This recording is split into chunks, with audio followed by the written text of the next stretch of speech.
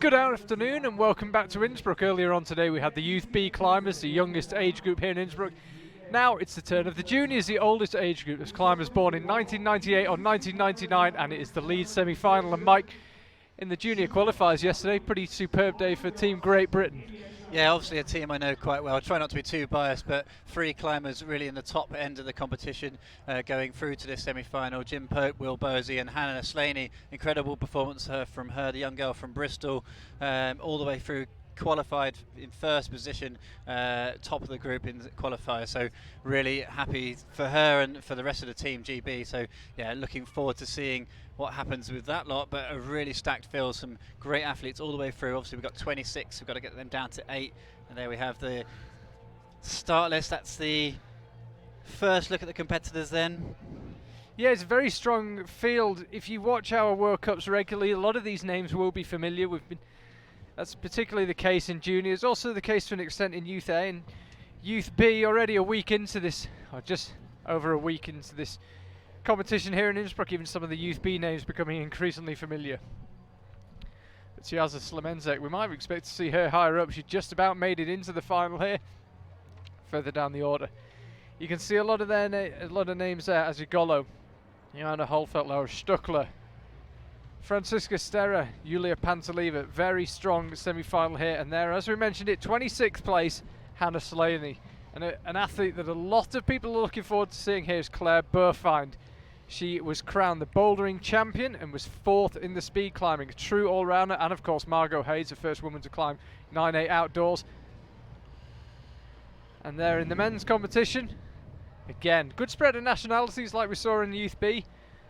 And Nimrod Marcus, another climber, again you might have expected to be marginally higher up the order, but makes it through in 24th place, climbs 3rd today.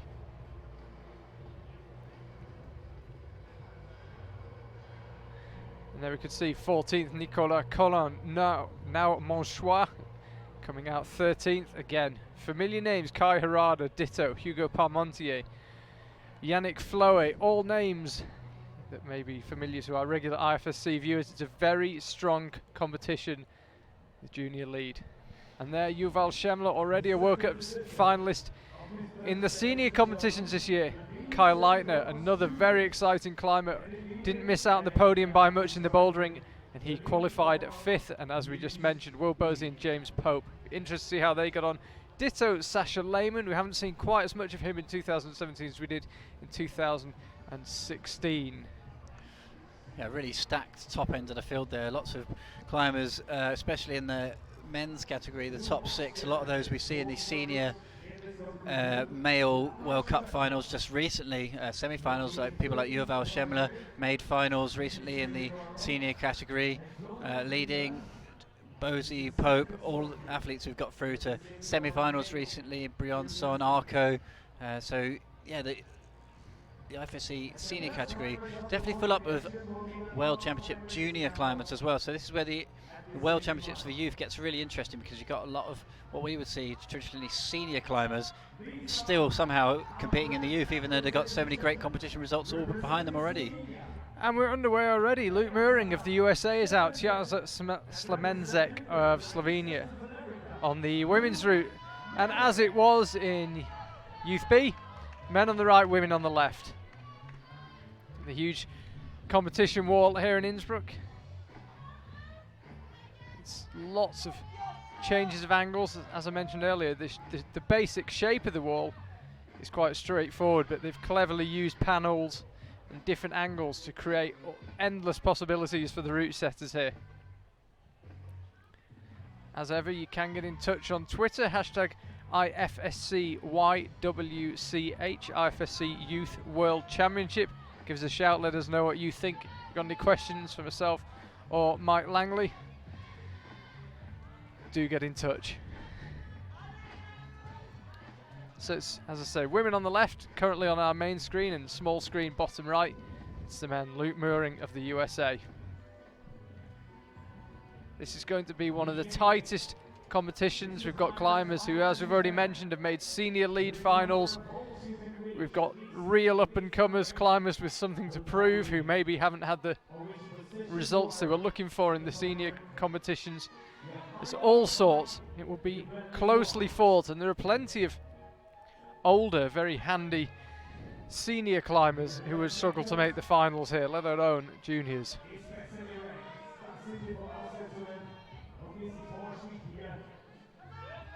First chance to have a look at both the routes, both based around pink and black volumes. The men, you can't quite make it out on that shot, but the volumes are quite pink, and the women, they're pretty much straight up red, and as I say, all based around these vague black volume lines. So both climbers really starting to tussle with some dual texture holds, so half the hole's got texture, half the hold hasn't. It's completely slippery, which means you've got to be very precise with both hands and feet, especially the feet.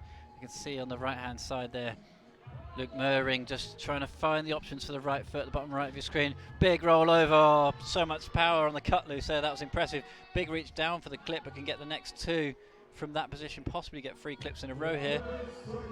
Opts not to get the higher one, but it looks good through this section. That was a really good show of force from him there. Men's route straight up the middle of the wall here in Innsbruck on the outdoor wall.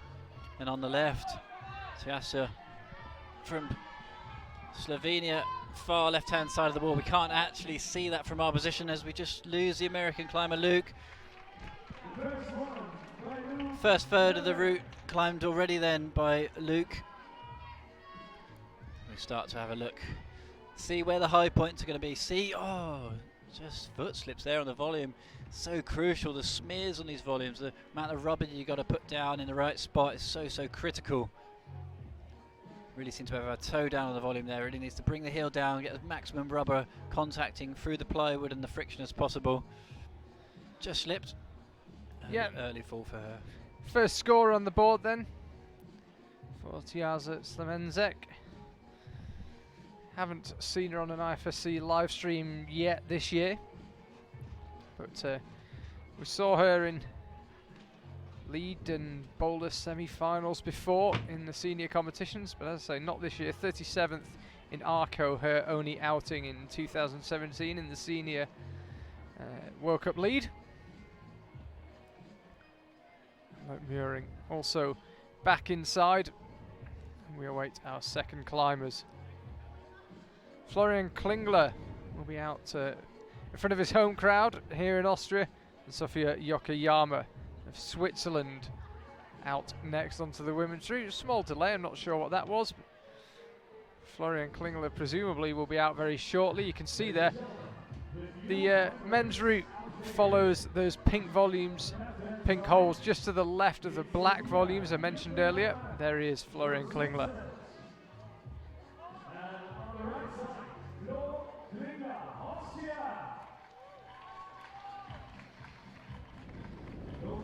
So Sofia Yokoyama as well, Team Switzerland, out onto the wall. Early slip there from Florian Klingler, but he seems to be back on track now, and that's you see the colours slightly better, the very pink volumes that the men are following, pink holes I should say. Sofia Yokoyama wasting absolutely no time getting involved here. Climbing quickly.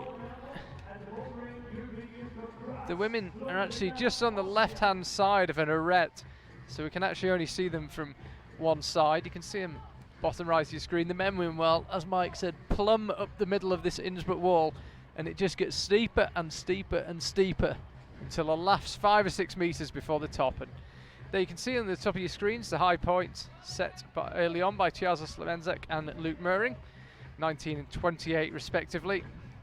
We only saw one top in the Youth B semi-final earlier on. So Florian, also another great all-round climber, first in the European Youth Club in Graz, Austria earlier on this year, so he's super strong. Competed also in Munich, didn't have the best result for the bouldering in the seniors for him there. It's obviously very handy on the powerful climbing. See how he gets on the super long lead routes here. Less moves than we would have seen earlier in the youth, and he's just struggling with the heel hooks, like they're really sliding down that dual texture hold. So his right heel comes on and off a couple of times, but manages to gain some sort of composure. These dual texture holds there's no texture where the thumb is, and it really limits the ability to squeeze the hold. You can see the thumb just dropping off there. Prefers to try and crimp the edge of that slope, but that's a cool move. Big rollover, that's what we saw from the previous athlete, Luke. Same sort of move, and fires up with great power. See the size of the shoulders on the Austrian athlete, so strong. Starts fighting really quickly here, managed to get the right hand on the hold. You can see big arms, but their elbows were raising quickly there. He got very pumped very quickly.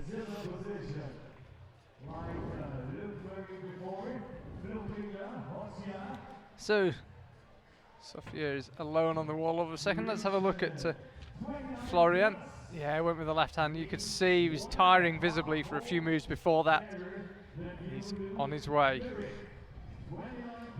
Sofia then into the big roof. Oh, just as we say, that big fall out of the roof. So steep, that section. Yeah, pretty dynamic belay she got there. Belay is obviously keen to get on with the competition. Let's have a look. Just so stretched. Right foot was really pointing downhill on a vertical hold. Not a good position for the foot. Yeah, can't quite see what she's holding onto under the roof, but it's obviously not a jug. Pinged off. Enter campaign. We're on to the third climbers out already. Yeah, no messing about here. Remember, same rules as in a World Cup. We want to take the top 8 through to this evening's final. And after 13 climbers in the semi-final, we will have a cleaning break. Nimrod Marcus out there and representing Israel. Yuval Shemler, his teammate from Israel, coming out much later on in the competition. We've seen him, like we said before, in a senior World Cup finals early on already in 2017. So maybe Nimrod can feed off that positive energy and do well. We saw in the Youth B semi-finals earlier some of the climbers who come out early on, the ones who qualified lower down in the competition, doing well and putting up early high points in the end turned out to be good scores. So let's see if the same trend continues here in the men's youth and the women's youth competition. Yeah, just a quick point actually about numbers I mentioned about in the final. In today's semi-final there are 27 men, not 26 due to a tie in the previous round. So there will be one more male climber than female. 27 men, 26 women. Either way, we only want 8 men and 8 women through. We've actually, in the Youth B category, got lots more than that due to a tie in 8th place earlier on in the men's side. We'll talk more about that later. That final comes up this evening at 8 p.m. Sydney Trinidad of the USA. Bottom right side of your screen.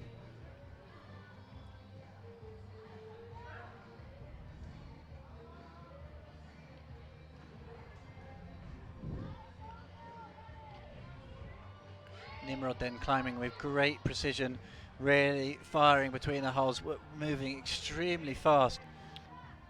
Obviously this next section of dual texture slopers, this is the sort of hold that really starts to slow the climbers down. A lot of precision required, opting to go for the heel there. We've seen both previous athletes do that, and the left foot, it's actually, he sort of almost got it in as a bit of a footlock between the two volumes lower down. Great flexibility. See the strain on his face and the force that be going through the knee at that point. Opts to drop down to the right foot. A hard section, and he was really firing up to that point, and as we've seen with the two previous climbers, he really starts to slow down. This is where the route really gets real. A nice early start to the route, but then the route setters have started to force it now. Yeah, Nimrod 9th in the bouldering earlier this week in the juniors. Here comes a big cut loose move. Sticks it without any issue. You can see from the look on his face just how hard he's having to work. Seems to have recovered something. Just trying to readjust, trying to get something back in the arms. Unfortunately, we did lose Sydney Trinidad there from Team USA on the bottom right of your screen as it was, but at the moment it's Nimrod fighting hard here. This is exactly the same sequence we saw Florian use. Fires up, sticks it, unlike Florian, controls the hold to get the score, but then falls off. Yeah, and you see that sign of fatigue. That's probably something that looks quite familiar to recreational climbers, where when you're being lowered off, you're kind of leaning on the rope. You're that tired, you don't even want to hold yourself upright. We saw that there from Nimrod Marcus. Yeah, got some decent climbers, Israel. Really increasingly strong as time goes by. And you can see he latched the left hold, but Just couldn't get another move out of his body. This men's route, the route setters really seem to give him the first 4 quick draws, just get them established, get them on the wall, make sure there's no issue with ground falls, but then it kicks in really fast because some of these guys are, they're in the seniors, so they're pretty big athletes. They've not got that many moves to the top realistically, so we've got a lot of big moves, a lot of power moves. As you can see across the top of your screen, Sofia leads the way in the win with 25, and that guy Nimrod Marcus, score of 30, currently leading the way, but a long way to go here in the semi-finals. Ilaria Skolaris, a familiar surname. Marco Skolaris, of course, the president of the IFSC.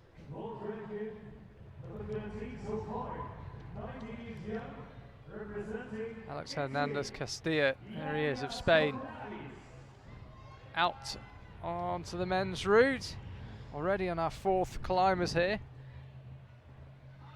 Women were semi-final in the Youth B was lasted 3 or 4 climbers longer than the men's. So far in the juniors, they are neck and neck in terms of timing. And Ilaria Skolaris and Alex Hernandez Castilla currently out on the wall, our 4th climbers in both men's and women's competition. So many climbers that people are looking forward to seeing today. It's extraordinarily strong on both sides of the competition. Yeah, it's a real who's who of competition climbing, even though we're not at a senior event, we're at a youth event, but there's still some very big names in there. Really looking forward to seeing what happens in this semi-final round here. Really tantalising set of competitors. Perfect weather for competition climbing now, sun's out. Not too hot, not too cold. Crowd enjoying it as well. I'm sure they'll be hitting up the ice cream stools later. Nice to see some sun here after a week of pretty terrible weather. Obviously an outdoor event mostly here. Qualifying, a couple of qualifiers are indoors for the round to the bouldering and the leading, but it's all outdoors for the next round. Skolaris then, just a slight hesitation. Really can't afford any hesitation on these moves. Just fired up for the right hand, but came up short. That ends her campaign rather abruptly, unfortunately. Let's watch it again. So she looked as if she wasn't entirely happy setting for the move. Went with the right hand, didn't like it, instantly went back with the right hand, but by then, unfortunately, was already on the way back down. Yeah, she looked like she got a little bit stretched off the right foot. I think maybe the higher right foot might be the best way. We'll see with some of the later on athletes. There we go then. Opting not to get the clip just yet. Really interesting little footlock section there. Seems to take the weight off the arms quite well because it's a terrible set of free slopers there. So we've seen previous athletes use the right heel here or the toe just below it for the right. Goes for the drop knee out left. Interesting technique, does well to stick it. It looks a very strenuous way of doing that move, I have to say. Oh. And he drops it, yeah. That did look a particularly powerful way of doing the move. Yeah, you do wonder what those volumes are actually designed for out on the right-hand side there, because we've seen a couple of the previous athletes using the right heel or the right toe and not using those volumes at all. I do wonder if they're going to be used in the next section for the big jump over. So we've got another Spanish climber on the wall right now. Muriel Ruiz de Larramendi Arangoya. Do apologise if that is not perfect Spanish pronunciation. It's not a language I can ever say I've had a lot of joy with, despite several aborted attempts. It's definitely a mouthful. Easy for me to say. So she's underway. Just heard the local MC had a go at that one as well and gave up halfway through, abbreviated it.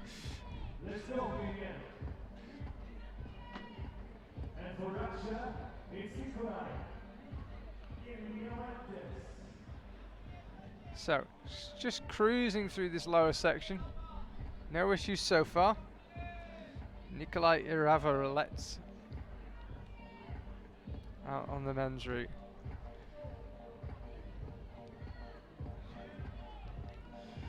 Interesting country in terms of competition, climbing Spain. Really, I think it would be pretty hard to argue that they don't have the best sport climbing in the world across the whole of the country. And yet they haven't always produced world-class sport competition climbers. Yeah, obviously you've had Ramon Julien Peblanc over the years who dominated for a long time in the male lead events. Just have a quick look here, we'll come back to that. Yeah, I say Spain, I think it's probably to do with the national federation setup. As far as I'm aware, it's not a huge federation, there's not much support for the athletes. Very different to what you might see from the Swiss or the Austrians, French even. They don't really have that background support that you need to kind of push you through to the competitions. A lot of financial difficulties potentially as well come along with that. So maybe that will change over the years. Like you say, some incredible Spanish sport climbers and boulderers down the years, but not that many dominating the competition. So I think that could change as we go forward with climbing the Olympics, and the financial side potentially changing. Yeah, certainly be interesting to see how it goes. See, Nikolai was fighting pretty much in the first move. He's had a grimace on his face from a couple of quick draws up. And he's still grimacing, but he's still climbing, crucially enough. Just on the left, Muriel just fell. He kind of looked really good, but on that move just really didn't really have much to offer. She looks like definitely one of the smaller athletes for that category. Gives us an opportunity to concentrate on Nikolai. Has such an expressive face when he's climbing, really grimacing and showing everybody what's what, but he's got the wrong hand on that hold and just realizes now needs that with the left hand. It's big trouble here for Nikolai. He's looking at options for going again. Goes out to a volume. There's not really anything on that. Oh no. Had the wrong sequence and couldn't reverse it. Got himself in a real tangle there. That's the thing with these routes, the holds are really only good enough for one hand. If you get the wrong sequence, you're in big trouble. It's so difficult to reverse sections like that. Yeah, he gave it a good shot, even though he knew he was wrong-handed. Sung-hyun Kim will be out next in the men's competition. Excuse me. Maria Musienko of Russia out in the women's. Yeah. Interesting country, Spain, as I say. Interesting debate to have, how they haven't always, with a couple of obvious exceptions, Ramonet being the most obvious one, they haven't always turned, to me, the best sport climbing in the world into competition success. It's an interesting one. One thing you do notice in Spain when you're there is that the culture is that the standard is high. Everybody's good in Spain. There's not many climbers that are climbing at what British climbers, for example, would consider recreational level, kind of high 60s, early 7s. It seems like just about everyone in Spain can climb 8A. Yeah, I remember starkly when I was climbing in Spain a few years ago. There was, it was a good crag, a lot of hard climbs, but there some Spanish guys who were absolute crushers, easily climbing in the 8s. Brought one of their friends along from Barcelona who had never climbed before. They got him up 1.6A and they said, okay, now you start projecting, and the next thing he got on was an 8A. So from 6A they said, right, you now start climbing 8A, and that's how you get strong. And that was the a muerte to the death attitude really seems to be the way in Spain. Yeah, it's certainly an interesting country. It seemed like every crag you visit has a load of people that live in vans and seem to exist solely on recreational drugs and chocolate biscuits and climb 8B plus, and never quite figured out how that works. But anyway, we shall see. As I say, the Olympics coming up, a lot can change in the next few years, and what can Spain produce? In the meantime, Maria Musienko is on the women's route.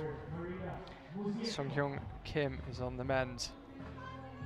So we haven't seen anyone really getting into the top third of these routes just yet.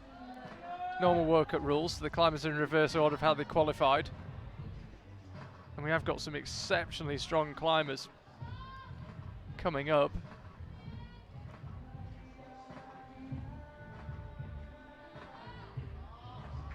Sung-hyun Kim is off, very low down on the men's route, does not look a happy man.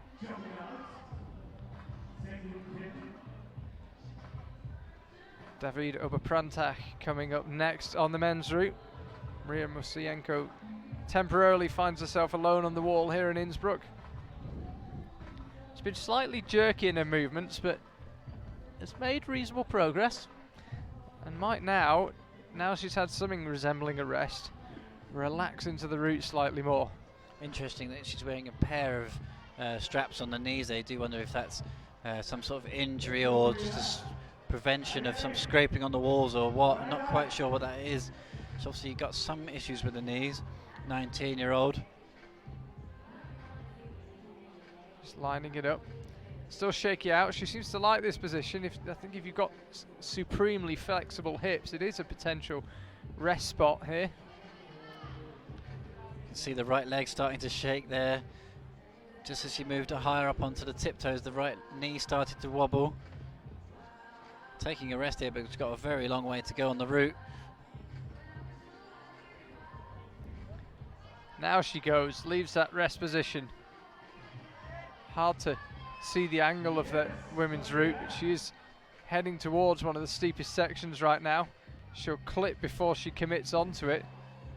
Still looking slightly unsettled, slightly jerky in how she's moving, as if she's not quite got into the route yet. Presumably that rest there will have just helped her out slightly.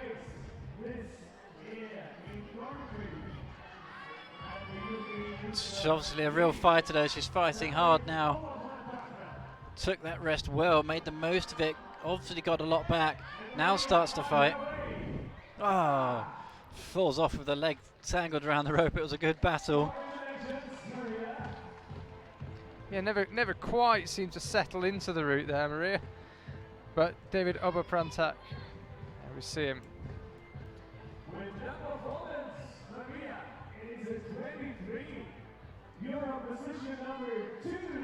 Flew up the lower section of the route. As you said, this lower section of the men's route seems to be not quite a gimme, but certainly easing the climbers in. Nothing to trouble them too much early doors. This is Marie again. You can see it was a bit of an awkward fall. Leg just went behind the rope. She was going for an incredibly ambitious drop knee there. The foot was way above sort of shoulder height, and she went for the big drop knee on the left foot. Really got herself in a big tangle with the rope on the way out because her foot was so high, but it was a good burn, a really good effort. And great thinking to go for the super high drop knee there. Shows the flexibility of these young athletes. So 7th climber in the men's competition, the 7th climber in the women's about to come out. This is David. Now beginning to fight. You probably hear the Italian contingent cheering him on. Don't forget to clip, and he gets 2 for the price of 1.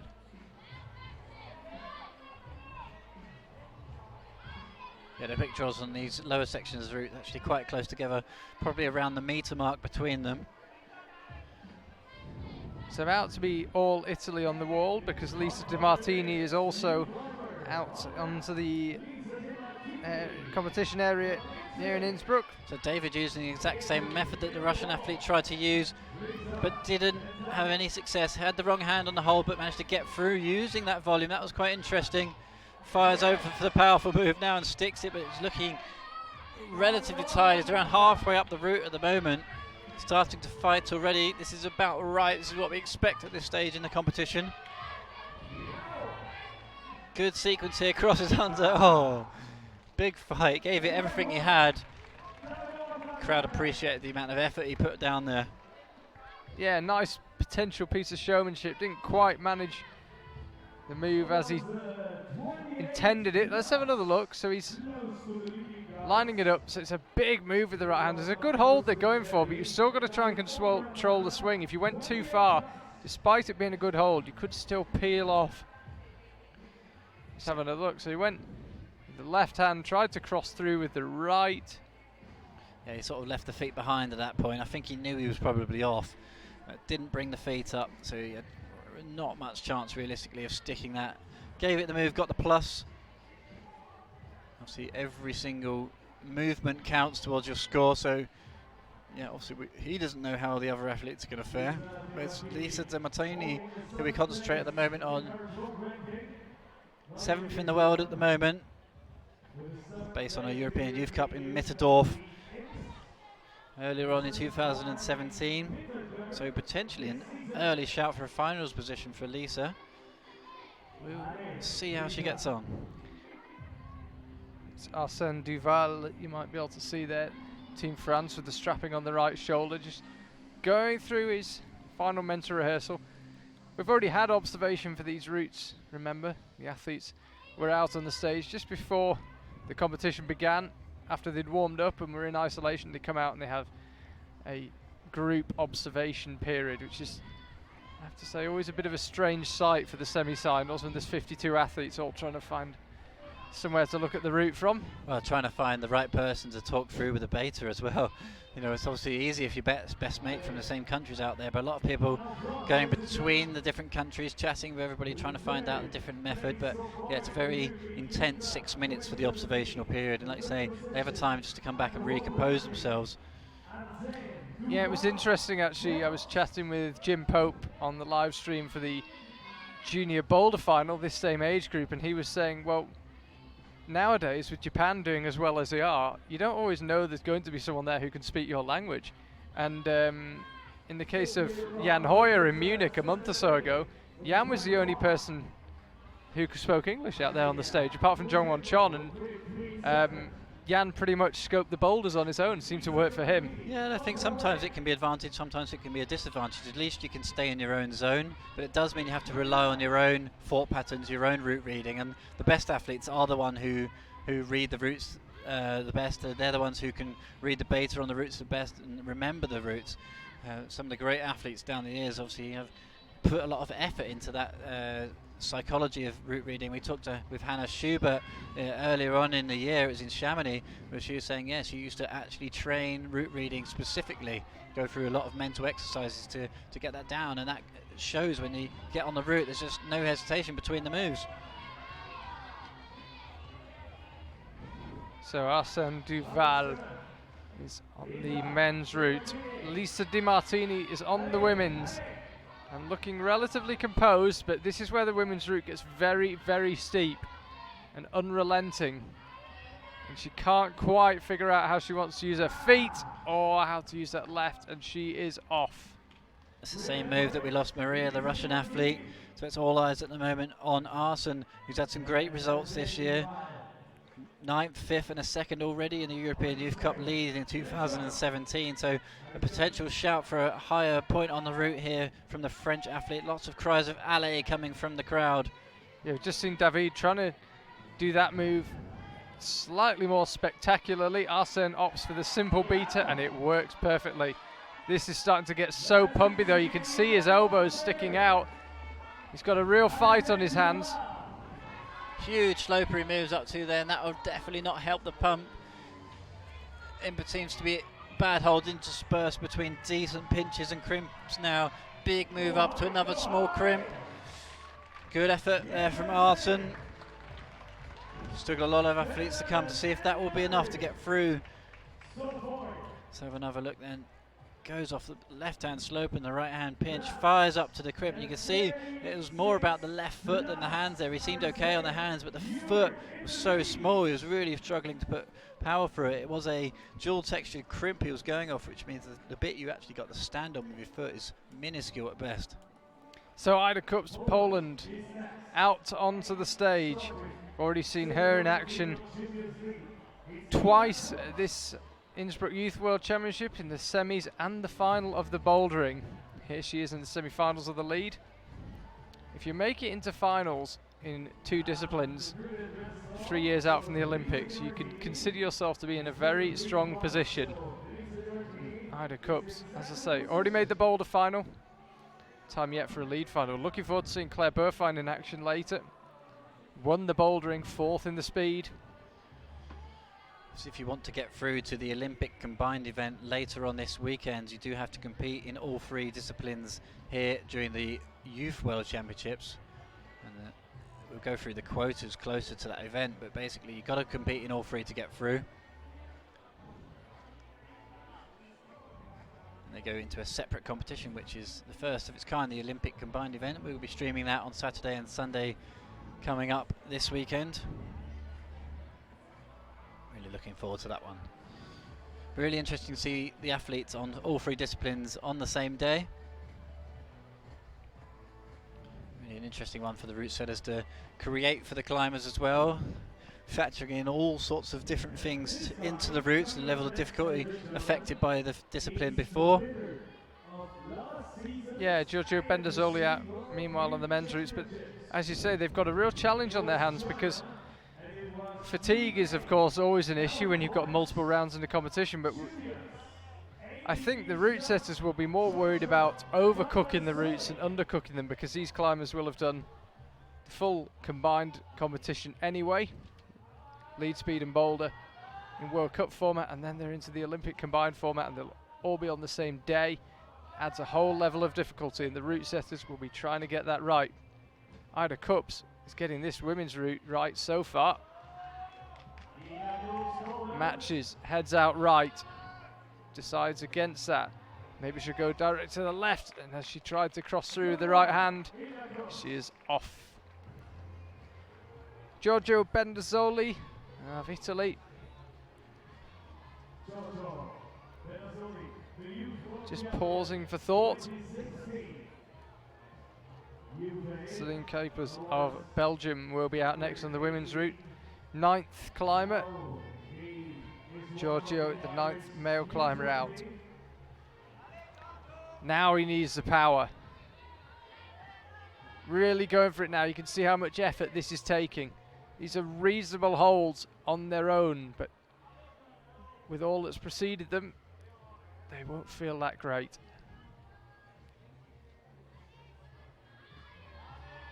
Now he's heading out onto the steepest section of this men's route. Chooses to clip early. Still got some way to go before he's going to be reaching any high points or getting close to them. You hope he's managed to recover some energy, because it looked like he burned through a lot of calories in that lower section. And there he is, off relatively low on this men's route. Giorgio Bendazzoli, that won't be enough for a final, almost certainly. It's Celine. And Mike, that was it.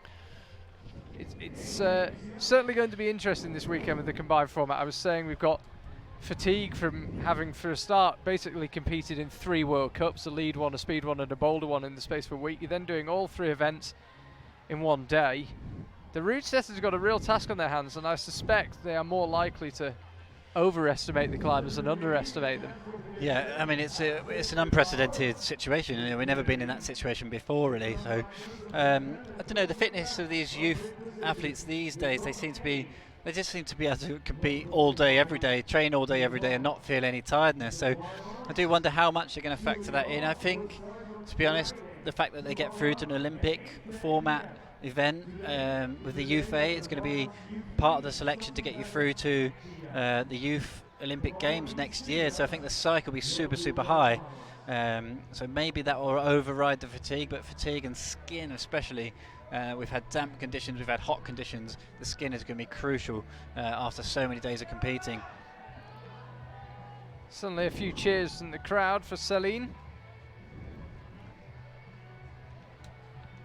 Yeah, the men seem to have been given just a few quick draws worth of steady enough climbing, but the women maybe 1 or 2 quick draws, but pretty much straight into the super physical part of this route, and it really begins to steepen around mid-height of this huge wall here in Innsbruck. The wall, of course, is open to the public whenever there's not a major championships going on here, so if you ever find yourself in this part of the world, come for a climb. The indoor section of the wall is currently all open, even despite the Youth World Championships, but this wall, the competition wall, is open to the public the rest of the year. So as I say, come and check it out for yourself. Yeah, definitely do. This is my first time here. I've worked in indoor climbing for nearly 14 years already, and yeah, this place absolutely blew me away as soon as I arrived. So definitely come and check it out. Make that trip if you're from the UK, easy flight away. Just come and have a go. Come and have a go on the walls. It really is awesome. I'm sure there's lots of other international flights around here. Charlie, you'll know more than I do, being a resident. You can get to Innsbruck quite easily from the rest of the world. Yeah, if you... Oh, and Celine off relatively low again on the women's route. Not the outcome she was hoping for. Still staring back up, just wondering what it was there. Again, as we've seen with a few climbers, she didn't look especially relaxed on the wall, slapping at a couple of holds on a couple of moves before that. Unfortunately, that will not be enough for a final. Yeah, Innsbruck, is great if you want to go on holiday in Frankfurt or Vienna. If you'd like to fly somewhere else, it's slightly more difficult. With all our IFSC trips to China and Japan and India and the States, and got to know Frankfurt Airport very well. So, Min Young Lee, 10th climber out, men's competition. Of course, his compatriot Jong Won Chon, already crowned overall World Cup champion in the seniors for the bouldering. Jane Kim, another of his compatriots, won the last lead World Cup in Arco. Korea does seem to churn out its fair share of decent climbers. So Mingyeon Lee then finding the correct sequence, or the sequence we've seen most success with is gastoning that left hand, going up to the dual texture slope with the right hand. Seems to find it with ease, but this is the first real separating move then, the one that requires a lot of power, a lot of, oh, look at the body tension, just like a plank of wood through there. It was incredible, just so straight, no swinging around. Seen a lot of the other athletes really hitting that straight armed and swinging around all over the place, but no such issues for Mingyeon Lee, just really casual through there. That was good. It's a real show of his ability at this stage in the route, and he's actually got the top of the route is actually hold 47. He's got a long way to go. He's currently on hold 27. So a long way to go for him. Interestingly, the women's route has actually got a lot less holds on it, top hold being 38. Yes, very few moves for a wall of this size. It's a huge wall. This is a competition wall. Perhaps not as big as the one in Imps just down the road, but still an awful long way and not many holds for the women. So quite an unusual route style. So Min Young Lee is looking very powerful here on the men's route. You can see he's getting tired, but he's also got a bit in reserve. He's still going pretty strong. Now this is a hard move up with the left hand. And he's down from there. That will be the joint lead for him. Yeah, it's going to bring him very close with Arsène Duval from Team France. Whether that's going to be enough to equal him, we shall see. Wait till the scores update. Let's have another look then. He was really fighting well up to this point. It's just firing up to that small crimp. How bad these holds are at this stage of the route is really impressive show of ability from these guys. Yeah, just to confirm, that was a 36 plus from Min Young Lee, same as Arsène Duval. So they are tied on score, and Lynn van der Meer of the Netherlands out of there and not happy, kicking her legs in frustration. You can see where she fell off there. It's actually at hold number 16. So, like you said earlier, Charlie, the men have seemed to be a gimme for the first few moves. The women falling off around, you know, in the mid-teens in terms of the number of moves. But with the route topping out at just under 40 moves, it's not actually that far from halfway. So the athletes, they come down holding their heads, looking very upset with themselves, but it's not actually a terrible result. And you can see it there. Just waiting for Lynn van der Meer's score to come through, but Sofia Yokoyama currently leading the way, and there you see it, 15 plus from Lynn van der Meer, same as Ilaria Scalaris. Arsène Duval and Min Young Lee leading the way, 36 plus in the men's route. Nimrod Marcus rounding out the top three as it stands. So we've had 10 climbers in the men and 10 in the women. We're on to our 11th climber already, nearly halfway through this semi-final, a bit like earlier on, absolutely flying by. Lucas Yoshida of Canada.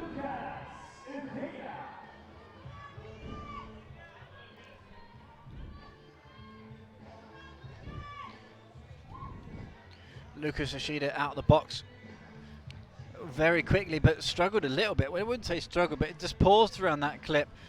Just seemed to use, his clipping completely locked off there, to come out feeling very strong indeed, but hope that early pause with the clip hasn't affected him too much. Obviously, it's a very long way to go yet to the top of the route, aiming for hold 47, which is the top. We did see one top earlier in the Youth B women's semi-final route, which was really impressive. Just the one top in that category and not anywhere near a top in the men's routes. So now we're obviously moved up a couple of age categories with the male youth. Having a look at his options then, had a look at the options with the volume on the left there for a minute. Just quickly on the women's route, bottom right, Johanna Holfeld, very interesting climber. Somebody that much is expected of. Only just missed out on the semi-final in Munich in the Senior World Cup, 21st there in what you might remember was a marathon qualifying day if you were following it live. 20 hers for her there. Already won two European Youth Cups, in bouldering already this season. Third earlier on in the junior bouldering here at the Innsbruck Youth World Championships. A climber who could absolutely feature not only in this lead final, but in the overall. We shall see. Keep an eye. Johanna Holfeld, bottom right of your screen. In the centre of the screen, it's Lucas Ushida, who looks so strong up to this stage. This is definitely one of the strongest looking athletes we've seen so far. It's not all about power, it's definitely about her endurance, but up to this stage, he just looks so solid on the lock-offs. Really large athlete, really physically strong. Looks like it's tiring a little bit. It's getting close to where we saw the top two athletes currently get to. Oh, opted to go up again with the left hand. We've seen previous athletes go over the right hand and match. So Lucas Ushida then falls. As we turn our attention to Johanna Holfeld. Let's have a look then. Yeah, just an interesting bit of detail. As he tried to place his right toe there, he never quite got on top of it. It's just when you've got that old body fatigue, you haven't quite got the energy to pull hard on the hamstring, push through the toe. Can be these tiny details that make all the difference. Just never looked like he was quite happy with that right foot. Yeah, I think it was a combination of the right foot and the right hand. He tried to go up again with the left hand, but the right foot was high and the right hand was high, so the distance between the foot and the hand were not very high, not very far, and it really sucked out a lot of the ability to go upwards. Here we go then. This is the move that we're seeing the top athletes falling on, and again falls, heading to hold 24 of 38. Another drop through that move. Let's have another look. So we've seen lots of different options used. She goes for the lower left drop knee.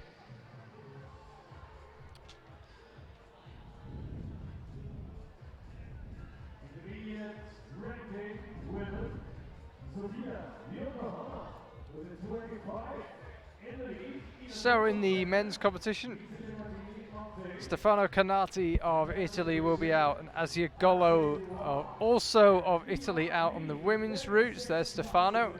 Just remember, the climbers do also get a personal observation time when they first walk out and they have a look at the route. They don't have to jump straight on the route. It's time though. If they don't take too long, the judges will give them a bit of a hurry along, but they are allowed to just stop and pause and refresh their memory from the observation period before they start climbing.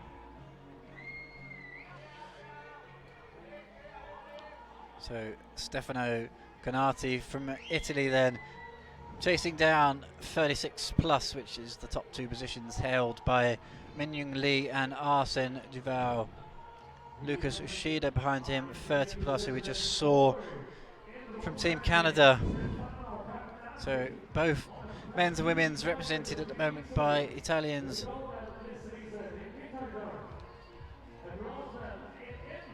So it's all Italy on the wall right now. We've got now Monchois out next in the men's, and Laura Stöckler in front of her home crowd will be out in the women's.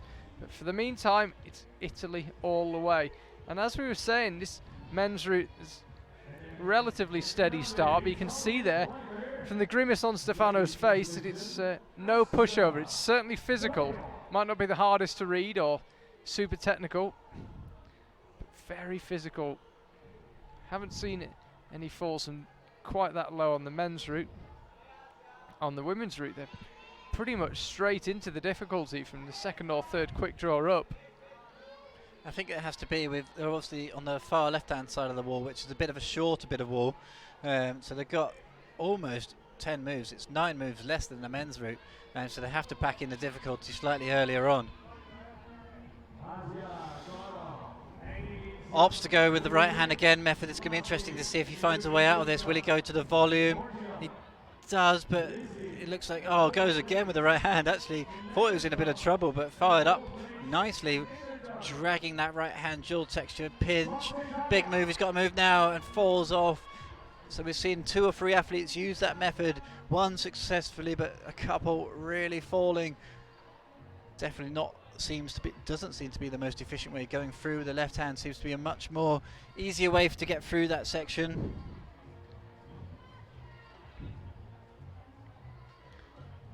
So Asiogolo, once again, one of those names that might be familiar to you if you watch our World Cup coverage or have been watching it for a while now.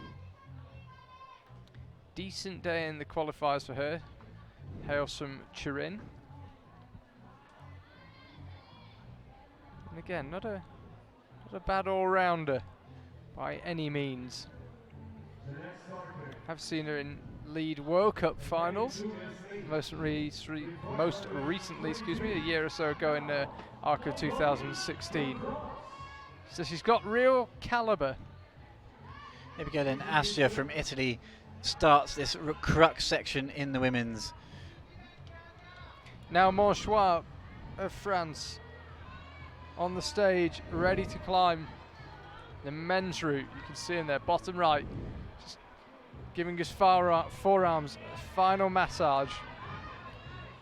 Assia just stalled out through this pinch section then. Can we see her move through this? Only one athlete has successfully got through this section at the moment. Lines it up, goes for a big move. Oh, went for a big move but fired off the right hand. So you can see her there looking down at her skin.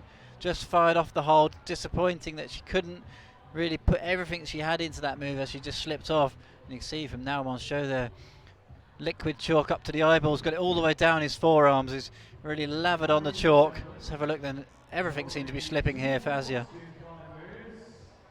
You can see the right hand just fired out of that pinch.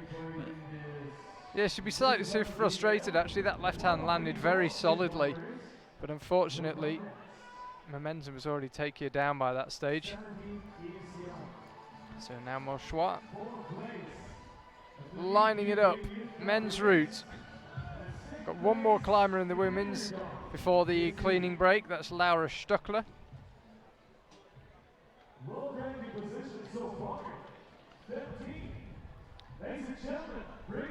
Now looking in control at this stage, no issues right now. Now Moncho's been competing a lot this year on the senior circuit, 26th for the European Championships, a good result from him there, considering his age. 25th in Villars. Seems to be consistency around the sort of low end 20s in the senior competition. So how can he do in the juniors? See, this is the oldest of the youth categories. It's the last age category you can competing in the youth until you reach the seniors. Laura Stuckler, fresh from 5th in the bouldering earlier this week, is on to the women's route, bottom right. Now Monchois. I was going to say, now Monchois managed to keep his feet on through that move. That's the first climber we've seen to keep his feet on through that really powerful section. That was really impressive. Seems to have so much tension now, Monchois here. Tension and strength is at the next level currently. Can we see a new high point here? Now Moncho's looking really, really solid. Pumps the feet a little bit. Goes again with the left hand. We thought it might be a right hand over and match. It seems to be going well here. So he's increased the pace. He's obviously getting pumped. Takes a moment to take on some chalk and it really gets a wrap on. That's where that liquid chalk on the forearms is going to come in handy. Getting close to a high point now. Oh, that's it.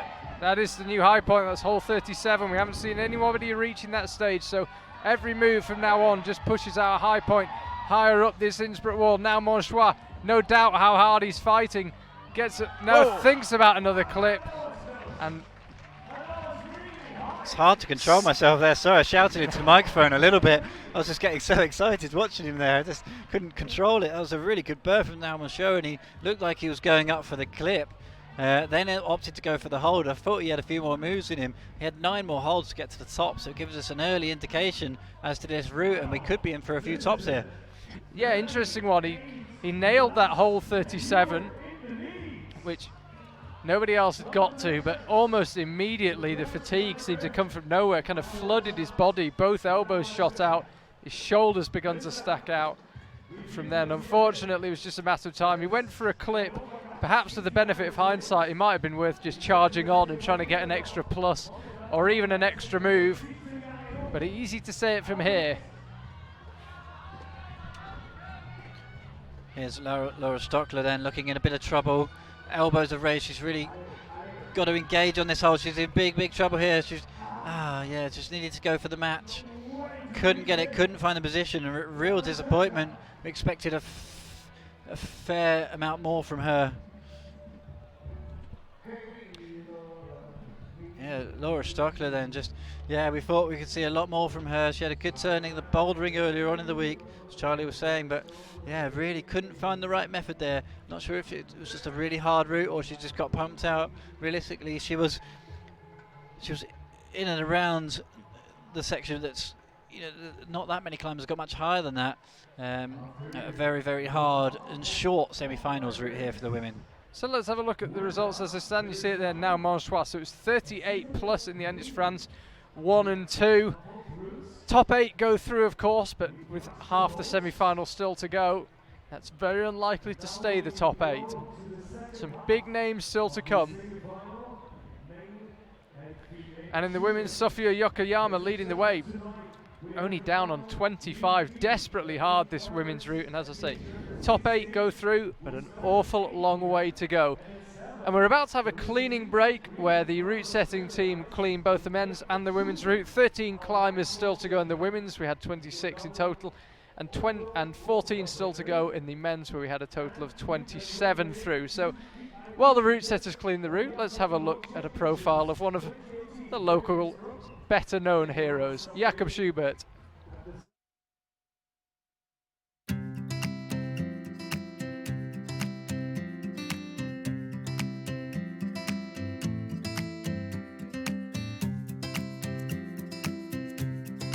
I'm Jakob Schubert, I'm from Innsbruck, Austria, and I'm a professional climber.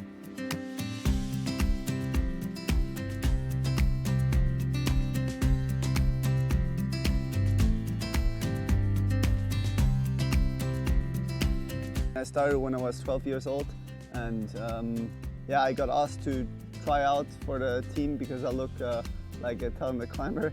So I guess I wasn't too bad. And obviously it started slow. I didn't climb 8C from the first day on, but like I said, there were a lot of other strong people and other really motivated climbers to train with, and that always kept me really psyched, and I improved every month.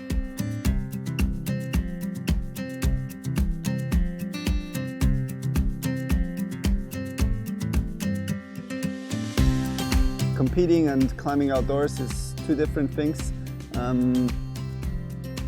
Climbing outdoors is not only about really trying really hard all the time, it's also about having a good time with friends and seeing new places on our beautiful planet, and getting to know new cultures and traveling.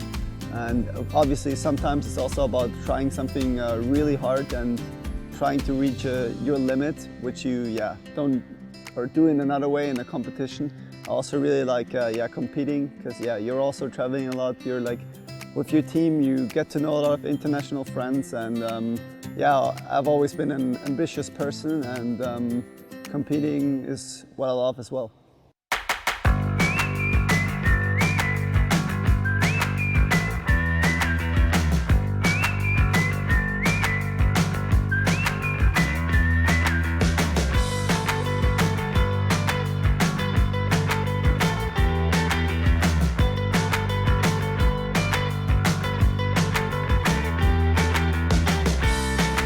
There are so many different things I like about climbing. One huge aspect is that you never really can get bored of it, because I feel like every day you do a new movement, or you find some new hold, a new structure of rock, and like this you can't really get bored of it. And it's there are also so many different ways how to do climbing. You can do bouldering, you can do lead climbing, you can do multi-pitch track climbing. There are so many different ways. So I feel when I'm sick of lead training, I don't know, I do bouldering. If I'm sick of that rock climbing crack, I drive to another one, and like this you can always have fun.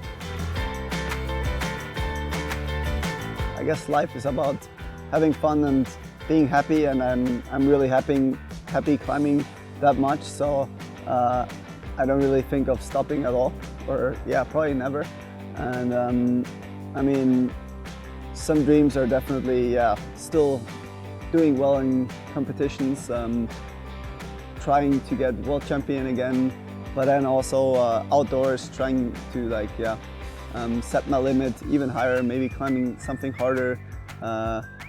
also opening up new routes, maybe even finding a new crack that no one ever found before. That's some things that I have never done before. Also like bolting new routes, haven't really tried that out. Yeah, there's so much.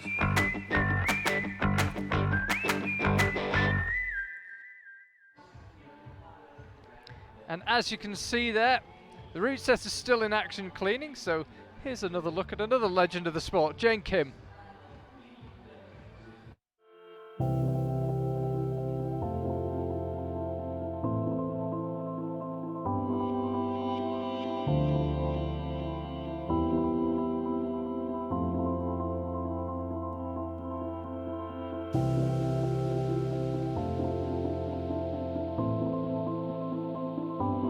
저는 한국의 클라이머 김자인이고요. 올해로 클라이밍 한 지 16년째 접어들고 있습니다.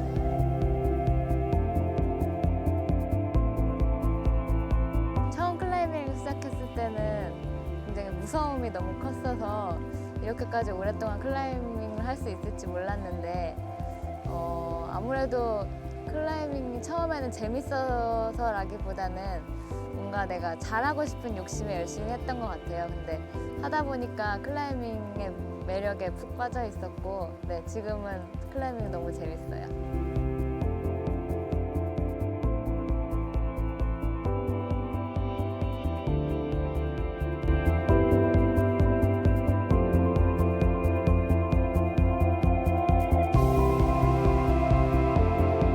솔직히 저는 제가 이 자리에 있는 게 굉장히 신기할 때가 많아요. 왜냐면은 처음에 월드컵 처음 출전할 때 41등 예선 탈락으로 월드컵을 시작했고 처음부터 굉장히 눈에 띄는 선수가 아니었기 때문에 굉장히 세계 랭킹 1등에 있는 선수들을 보면은 너무 신기하고 정말 신 같고 그랬는데 제가 그 자리에 있다는 게 아직도 되게 신기할 때가 많고 네, 그런 것 같아요.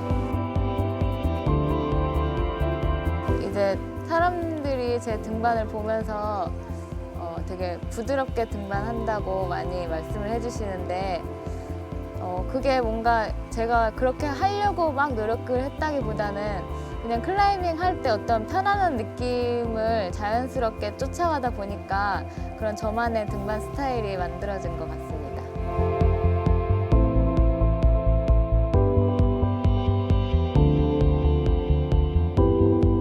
2004년부터 이제 월드컵에 출전했지만은 그때도 그렇고 지금도 그렇고 목표가 월드 랭킹 1등은 아니에요. 하지만은 정말 그냥 제가 주어진 것에 최선을 다하고 또 모든 순간을 즐겁게 클라이밍하고 대회도 역시 모든 순간에 최선을 다해서 또 완등을 위해서 클라이밍을 하는 게 제 목표입니다.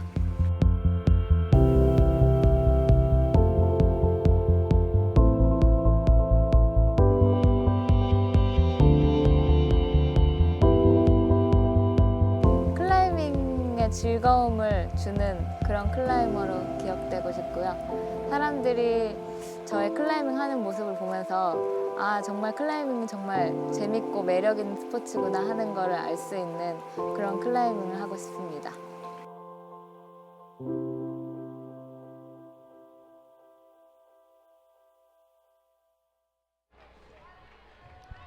Well, Jane Kim, one of the nicest climbers on the circuit, and she's obviously been well media trained. Her timing was absolutely perfect there because Nicolas Collin on the men's route and Eika Tajima on the women's route are underway. Nicolas Collin then first in the male youth bouldering competition in Sofia, Bulgaria earlier on this year in 2017. Also made a fifth in the European Lead Youth World Cup in Mitterdorf, Austria. So some good results for him. He's down on the bottom right hand of your screen. One of the bigger athletes in this youth semi-finals. If you're just tuning in, Charlie Bosco and Mike Langley here for the second half of the junior semi-final here at the Youth World Championships in Innsbruck. The oldest climbers here, 1998 to 1999. And I know what you're thinking. Wow, if they're the oldest ones, what are the youngest ones? Well, the youngest ones are Youth B. We had their semi-final earlier on today, and we'll have their final tonight at 8 p.m. They're climbers from 2002 or 2003. Akira Tajima then fights and starts her campaign on the far left-hand side of this huge competition lead wall here in Innsbruck. Third in the World Youth Championships, Guangzhou, China last year. Yeah, hard to believe that was 10 months ago. It feels like a lifetime ago, Guangzhou. Here we are 10 months on at another Youth World Championship. Nicolas Collin, meanwhile, is fighting on the men's route. Fatigue already kicking in, and he's already off the route, and that will not be enough for him, unfortunately. Aika Tajima, meanwhile.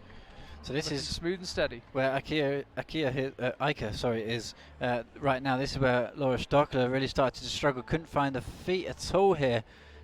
No such problems for the Japanese athlete. Looking really composed through here. Just in the perfect position. We see one or two athletes really getting a good rest on that volume that she's moved past now. And now we're moving into the real meat of this women's route. This is into move 23. And there's only a couple athletes really made any progress past this point. Yeah, it's been a brutally hard women's route. 25 currently leading the way. As Mike said earlier, only 38 moves in total, but still 25. And certainly in terms of distance and the top of the wall, there's still an awful long way to go at that stage. So here we go through this next section then. She's got an incredible amount of flexibility in this roof. Some real 3D thinking required here to get through this next section. It's Sofia Yokoyama from Team Switzerland who got through this next section onto that next hold. So if she gets through to there, she will find a new high point. Rudolf Ruana, Team USA, on the men's route, bottom right of your screen. Keep an eye on him. Nicolas Collin already out of this semi-final. This is great work from the Japanese athlete. So solid through that section. She's around move 26 now, 38. So she's looking very, very fresh at this stage in the route. Great use of the feet through that section to help her through the roof. We saw Ida Kups from Poland really struggling on that section. And Japanese athlete now absolutely cruising. This really seems to be the style of the Japanese athletes. We saw a top earlier from Aya More, the only top we saw in the Youth B semi-final route from Team Japan also. She's got a very similar style about her. This is a really good burn here, getting close to the top of the wall now. We're just concentrating on the Japanese athlete at the moment on the left-hand side of the screen, just looking so composed. How the Japanese managed to just look so effortless all the way through this route. Just keep the composure, no shaking. Oh, and all of a sudden she's off the route. That'll be a 34 plus, I'd imagine. Comes off holding her shoulder a little bit there. I'm sure that won't bother her too much, but that was a really, really good burn. And just a couple of moves off the top of the wall, like we said. Probably a 34 plus, something like that, out of 38. The scores will come in and will show us the women's competition really starting to hot up now. Rudolf Ruana, meanwhile, in the men's route, looking in control at this stage. His power, body tension on display. Slaps with the left hand, looks relatively solid on it. It is not an especially good hold, but he clips from it. He's so in control. Heading towards the high points so far. He's got to match that big round volume above him. He goes left hand first, then with the right. Women's scores coming across the top of your screen. They'll be followed by the men's. Meanwhile, he's through with the right hand, goes up with the left, just about manages to hold it. Gets the clip done, and that will be a new high point. Rudolf Ruana, fighting through that upper section. Team USA putting on a good show here in Innsbruck throughout the week. Another good result from them there. Thumbs go up. A feel good comes onto the stereo system. DJ's got some good tricks up his sleeve, gets the crowd going. That's a really good effort, and the ever-present USA crowd really enjoyed that one. Rudolf Ruana, you can see he was getting tired, but he just seems to be able to find one more move, and it's a good example for people watching this. it's a good approach to lead climbing. If you do one move, you might be able to do the next one. Never jump off. Just keep going, because you never know. No matter how tired you are, you might get a hold that just suits you, suits your style, a move where you can find a rest and no one else can. So just do the next move, because you never know, you might be able to do the next one. And he just kept going, and he will have set a new high point, and he has 39. 38 plus was the previous high point from now Monchois, but Rudolf Ruana in control now. 39 for him. So Theo Ravanello of France, the 16th climber into this junior men's semi-final, onto the wall. Johan Brinkmann of Switzerland also out. So many big names to look forward to so far. Let's just concentrate on the men's for 1 second. We've got Kai Harada, Yannick Floe, Yuval Schemmler, Kai Leitner, Maiji Narisaki, William Bosey, Jim Pope, Sasha Lehmann and Yoshiyuki Ogata. Pretty much all of those have either made a senior semi-final or senior World Cup final in the lead competition. So the male youth here, the oldest category of the competition in Innsbruck, is absolutely stacked full of athletes. And in the women's, let's have a look at that. So many strong. Elena Ring from Switzerland, Margot Hayes, first woman to climb 9A+, Claire Burfiend and Hannah Slaney, and so many others just so strong at the top end of this women's category. Really tantalising last half of the competition here.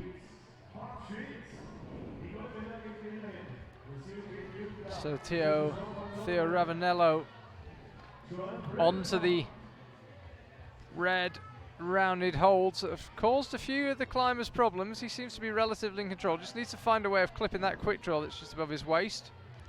Yeah, it's the sequence here that caused a lot of problems. Johan Brinkmann as well. He's also looking steady on this women's route. That is a strenuous position to try and rest from, though. Now in the women's category, we're starting to see climbers progressing past hold number 24. Now's the time we're going to start seeing some action in the top of the route. As we saw from the Japanese athlete previously, Akia, she really did well once she got through the section. Theo Ravanello, we just lose him. He's had a great competition competition season this year. The shame that we've lost him through that early section. Those slopers really seem to be taking it out of the climbers early on in the men's route. There's such a long way to go in the men's route, 47 holds to get to the top. Yeah, so far the scores aren't coming in as we would like. We want to see people getting much higher on that. Seems to be a theme here today, the men's semi-final routes that we had youth beat earlier. Very, very difficult. Johan Brinkmann took a long break there, and it could well be a break for their arms. I don't think it's a break for the core and the midsection though, because it's such a strenuous thing to try and keep your feet on at that angle. But either way, it looks as if she's given her arms a rest, and she is powering her way at this stage almost certainly into second place in this semi-final. And semi-final seems to be disappearing before our eyes, going very quickly here, and we won't be a million miles off beginning to confirm people who will appear in the finals tonight. And this is enough for a comfortable second place for her. She's the second climber onto this head wall section. She's climbing really intelligently, just shaking out just quickly. Not long shakeouts, not long rest, but just taking the opportunity to get 1% back in the arms in between moves. You can see it again there, just a little flick of the hand to try and get some life back in that forearm. And she looked as if she was almost off there on that move with the left hand. I think if she tries to bring her foot up like that, it'll just push her clean off the wall. That is a superb effort, Johan Brinkmann. She will be in at least second. Yeah, that was a really good burn from her. You can see how small the holes got on the top. There's not much of a distance between them, but just the size of the hold themselves. A lot of blocked crimps, a lot of tough options for the feet. You can see the sun just creeping on to the right hand side of the wall here as the sun comes round. It's getting pretty warm here in Innsbruck. It's really heated up throughout the morning and into the afternoon. Getting quite hot for competition climbing. We have got a finals later on tonight. That's going to be the Youth B, 8 o'clock this evening. Hope you can tune in for that one later on. Taito Nakagami of Japan, third last time in the Youth World Championships in Gwangju. That was in Youth A lead. He's now moved up to juniors, the next category up. Worth bearing in mind as well, he's already been in senior semi-finals. Xiamen in China, 12th last year. 20th in Kranya as well last year. So absolutely a contender for a place in the finals, if not the podium here. But doesn't look to have quite relaxed into the route just yet. He's having to work quite hard. Suddenly looks a little more in control. The feet cut off, but didn't look like he was ever going to fall. That dynamic Japanese style, the legs fired out. Didn't seem to bother him at all. Yeah, I was going to say that really seems to be a theme for the Japanese athletes. In the men's especially, the women seems to be a lot more controlled and static and extremely unfazed as they climb, but the men seem to be really dynamic, really pouncy. That Tomoa Narasaki World Cup overall world champion from 2016 feel about it. Super fast, really dynamic. They trained so many of those moves. Brian Robert of France is also on the women's route. You can see her there, bottom right of your screen, with the heavy strapping on her left shoulder. Taito Nakagami, having, I don't think, looked especially comfortable on the lower section of the route, looking very comfortable on the upper section. You can really see him blowing out the cheeks on that move. He used a slightly different sequence lower down, which ended up adding a move with the right hand. We can see him just keeps pumping between the holds.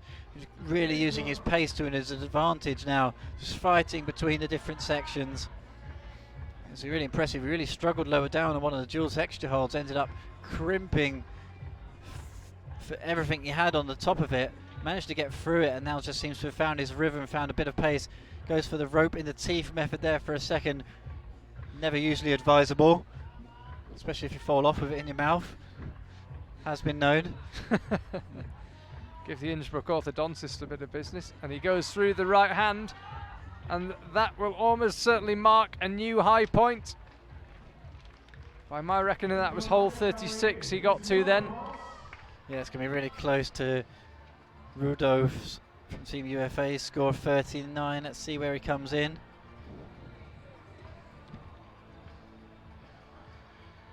So yeah, that'll be enough for him to be in third place. My apologies. Yeah, Rudolf Ruana even closer to the top than I'd remembered. So yeah, Taito Nakagami moves into third, 36 plus. He's the third climber to get that score.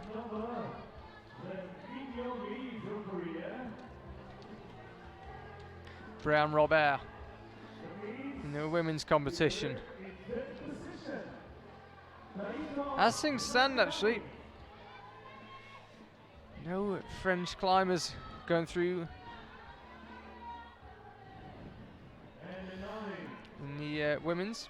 She's the first one out, bit of pressure on her.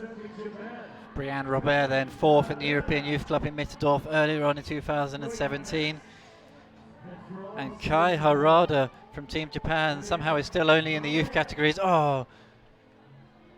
And Brianne Robert then just blows off. You see the disappointment in her face. That's a real shame, and a bit lower down than we were expecting from her. Kaya Harada's had an extraordinary run already in 2017.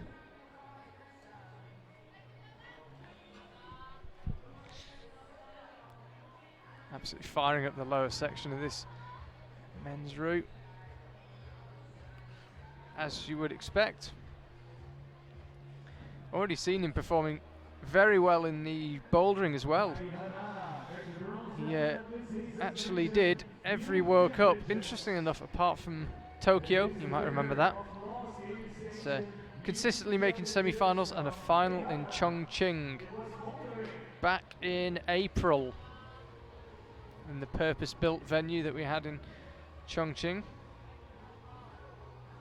Slightly different setting from the purpose-built venue here in Innsbruck, and I'm pleased to say it's about 15 degrees cooler than it was that day in Chongqing.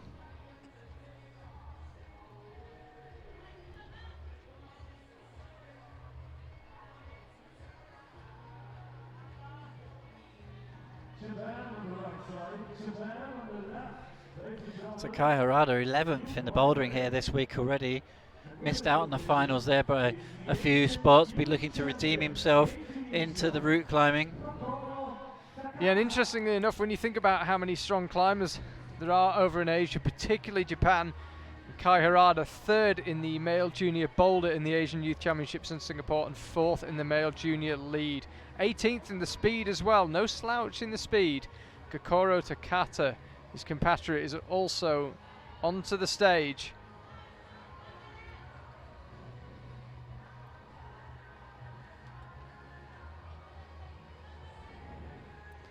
All Japan right now here in Innsbruck.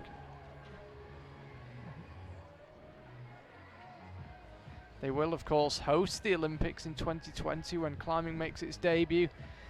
Would anyone really bet against them, claiming 2, 3 of the medals of the 6 that will be awarded? We shall see. Awful long way to go, but they do seem to be exceptionally strong. And Kai Harada, absolutely one of those climbers that could make the breakthrough to being a truly world-class all-rounder. Kai Harada then using the same method as Tato before him through that lower section that his left foot is now on. He's looking really composed, probably the most composed we've seen anybody up to this section, but just comes a little bit short on the sloper. Oh, he looks so composed. Just when he rolled over to the left hand, he just came up a little bit short on the left hand side of the sloper. Got the match on, but burnt a lot of his energy in the process, and it ended up falling on the next move. Let's have another look just as he crossed over. Can't see, it's just out of shot there, unfortunately, but fighting on the slope as he knew he was in big trouble. And Charlie said earlier, if you're in trouble, just go for the next hold anyway. Hope for the best, hope for a miracle. Didn't happen for him that time. Kai Harada will put himself in a good position at the moment. With yeah, 35 plus I think that'll be for Kai. Let's have a look. That's hold 34. That's hold 35. Yeah, 35 plus, and it's just come through. It is 35 plus for Kai Harada. It's enough for 6th place. I have to say, I don't think that will be enough when you think about the calibre of climber still to come. I'm just looking around the venue in Innsbruck. No sign of a torrential thunderstorm or anything that might put the remaining competitors at a disadvantage. So I think Kai Harada almost certainly not done enough, but you never know. We had some slightly surprising results in the Youth B. So Kokura then, we focus our attention on her as she moves up into hold 24. We're really starting to see these young athletes now pushing through this roof section into the head wall. Be great to see another top here in the semi-finals. Crowd here is building nicely, and they would love to see some action at the top of the wall. Obviously we're here in the semi-final round, and the most important thing is to get the result for the final. The show comes later on. The show for these guys will be tomorrow. Finals for this round will be tomorrow, as we look forward to the Youth B finals tonight. Hopefully you can join us. Thursday night entertainment wherever you are around the world. It'd be great to hear from you. Remember, if you do want to get in touch, use the hashtag that I definitely can't remember because I've only just got here. Charlie, it's going to be over to you. Hashtag IFSC YWCH Youth World Championships. It's okay, Mike, I think you're too old for social media anyway. Yeah, IFSC YWCH. You'd like to get in touch. And there are your scores. Top of the screen, Joanne Brinkman and Rudolf Ruana currently leading the way. So out of the steep roof into the slightly less overhanging head wall at the top of the route. This is move 28 into 29 and 30 and 38. Couple of moves left towards the top. Oh, just seemed to stall out. Went for the wrong hold, went for the foothold. It was a big move up and left just of where she fell off. Another good burn from a Japanese athlete, Kokoro. She was first actually in the Asian Youth Championships this year from Singapore, so hopefully it'll be enough to see us through to the final. But in the women's, it's really the top few moves that's going to separate the semi-finalists from the finalists. Hugo Parmentier, France. You can see some of the climbers have looked very smooth and cruising through this section. He's crushing this section. He's working hard, and it is working a treat for him. Goes back to the sequence that we've seen the earlier athletes using. The Japanese used a different sequence, which is interesting because they obviously read the route together. They went right hand and left hand underneath. But these guys have gone left hand and right hand underneath in a slightly different method. So here we go. This is where we lost the last athlete, Kai Harada. He gets the sloper much better. Goes up with the right hand and sticks it. Big trouble here. You can see the fingers just bowing under the strength from the right hand. Oh, it's a good burn. Good. Yeah, that'll be a 36 plus for Hugo, so he joins the 3 other climbers tied on that right now. So in the men's competition with 7 left, we're really into some of the more familiar names, taking nothing away from some of the guys we've seen already, but Yannick Fleury, Yuval Schemmler, Kai Leitner from USA national champion, Tomoe Narasaki's brother, Maichi Narasaki, who's made bouldering World Cup finals, Will Bosey from Team GP, 9A climber, James Pope, European youth champion previously a couple of years ago, Sasha Lehmann and Yoshiyuki. Really stacked remaining 8 then it is in the men's. So we concentrate back on the women's. Yeah, Franziska Sterra, she'll get a big cheer from this crowd. Interestingly, just looking out across the crowd, as I mentioned earlier, it's a bit of a who's who of world climbing. Jan Hoyer, sunglasses on, enjoying the action. I'm just looking around. Ashima Shareshi's there. Yeah, if you're close to our venue in Innsbruck, come down here with your autograph book. Franziska Sterra here. Yannick Fleury out, and interestingly enough, he will be the 8th to last climber, so after him, we'll be able to start confirming finalists for you. Here he is.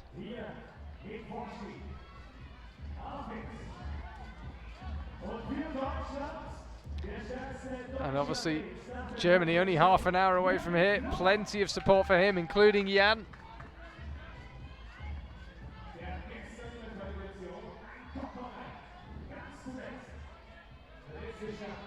Franziska Sterra at this stage, slow and steady, yet to really hit that first crux section through the triangular black volumes.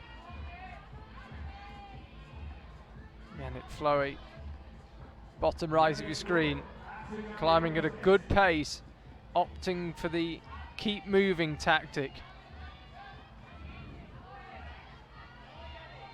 Franziska Sterra already really having to work here. We've seen climbers taking rests at this from this next hole, but she's got to get there first, and she just sticks it. Left hand goes straight through the right, then comes back to it, thinks about having a rest. Franziska gets move 24 then, that's a crucial move at this stage in the competition. Other athletes have managed to manufacture a rest here using exactly that method. Huge bridge out with the left foot into the super steep roof. If she can get a foot back round, she fights it round. Oh, I was going to say she fights it round and may be able to manufacture a rest there. Doesn't quite get it. But had a really, really good effort to get through into that roof section. That puts her into a potentially good position. We'll check the scores to see where that leaves her. I think that'll be a 4th place for her, 25 plus. We'll confirm as it comes through.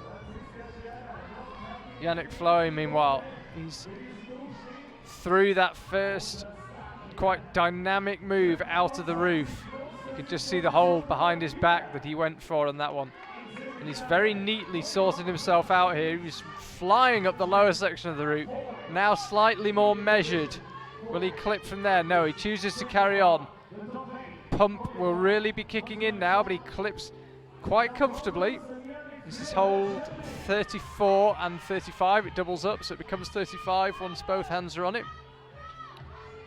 36 for him, so this is an extremely impressive performance, and I'm pretty sure that'll be a 36 plus. He'll join that big tie, and the route setters, I have to say, might be getting nervous. We had 13 climbers through in the Youth B men's semi-final through to the final because of a huge tie in 8th place, and they will be watching nervously because right now, by my watch, we have 5 climbers tied for 3rd place.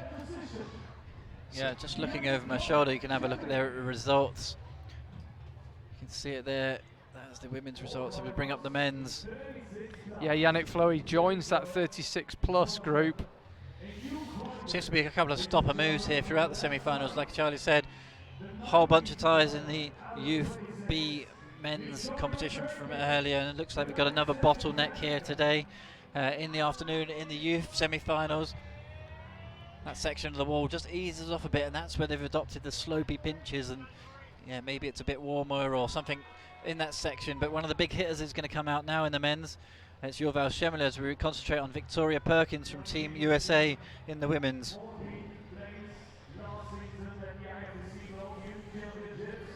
Yeah, let's see how they go, but that tie in the men's competition, is for 3rd place, so the route setters need pretty much every climber to get beyond that 36 plus. And if they just fall before that or add their names to the list of those falling at 36 plus, we could have the same situation of a huge number of climbers going through. Victoria Perkins, meanwhile, USA. Victoria did take part in the IFSC Boulder World Cup out in America in Vail earlier on this year. Scored a 35th position there. A few results lower down. Has obviously just been in the speed and the lead as well. Oh, just fires up to the right hand, a bit stretched there. I thought she was in trouble for a second. One of the taller girls in this category.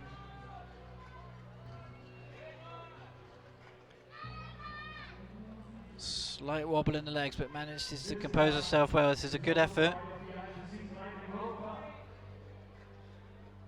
27 men in today's semi-final, by the way. Yuval Schemler, the 7th to last of them to climb. 21st climber out. Yeah, made a final in Chamonix earlier this year. Breakthrough result for him. 13th in the European champs as well. And he's battling through these slopes. You can't seem to find a way through. It looks like this is taking a lot more energy out of him than it has some of the other climbers. He could do with a change of style here, Yuval. The elbows are out. It looks like he's ready for something other than these sloping volumes. I think it's only sheer determination keeping him on. Completely the wrong sequence there, and we're starting to see a number of the athletes struggling with those 2 or 3 dual texture pinches on the right hand side of the wall. We saw it early with Kai Harada. He was the first athlete who looked like they're starting to struggle on those holds. Do wonder if the chalk build up on those slopers is starting to have an effect on the route. Time will tell, but you really would have thought Yuval, who made a senior World Cup final earlier on in the year, could have done a bit more on that. But it's Victoria Perkins who's putting in a good fight here now. Secures hold number 24 and looks good at it. Yes, she looks very solid. We've seen climbers taking something of a rest here before launching into the next section, and it looks like that's the option she's going for.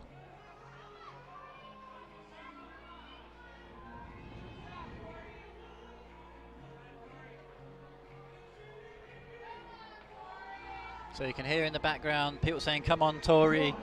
Victoria Perkins then getting something back before heading into the roof set. She seems to have found a good position to rest here. It's quite rare on these World Cup competition routes to find enough space for 2 hands on a decent hold at the same time. Now she launches into this first crux section, heading for the head wall, it would seem. Needs to find a way to clip. It's a bit of an awkward one getting the rope round that right arm, but it's still a relatively comfortable position, comfortable enough that she can have a good shake out, chalk up, and now it's just a case of creeping over to the right, locking off the left arm and getting that right hand. Only the 3rd climber we've seen piercing the head wall here in Innsbruck in this junior women's semi-final. Now she'll begin to head out to the left, and that's the 2nd to last quick draw. Next one's the top. Her compatriot Kai Leitner's out. And Victoria Perkins has really managed to conserve some energy here. These are hard moves, so she just about sticks that left foot. What to do with the right foot? Crosses through the right hand, and she is off. Great fight there from Victoria Perkins. Really enjoyed watching that one. Just seemed to get one crimp, the next crimp. Just keep fighting. Every time the crowd gave a bit more support, she managed to squeeze out another move. That was great, and hopefully that'll be enough to get through to the finals. But we're starting to see that the women's route here could be very close to a few tops.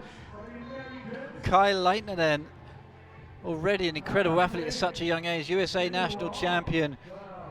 Kai Leitner, a very high-profile athlete from the USA. Been doing the entire season this summer throughout Europe, stayed here the whole time.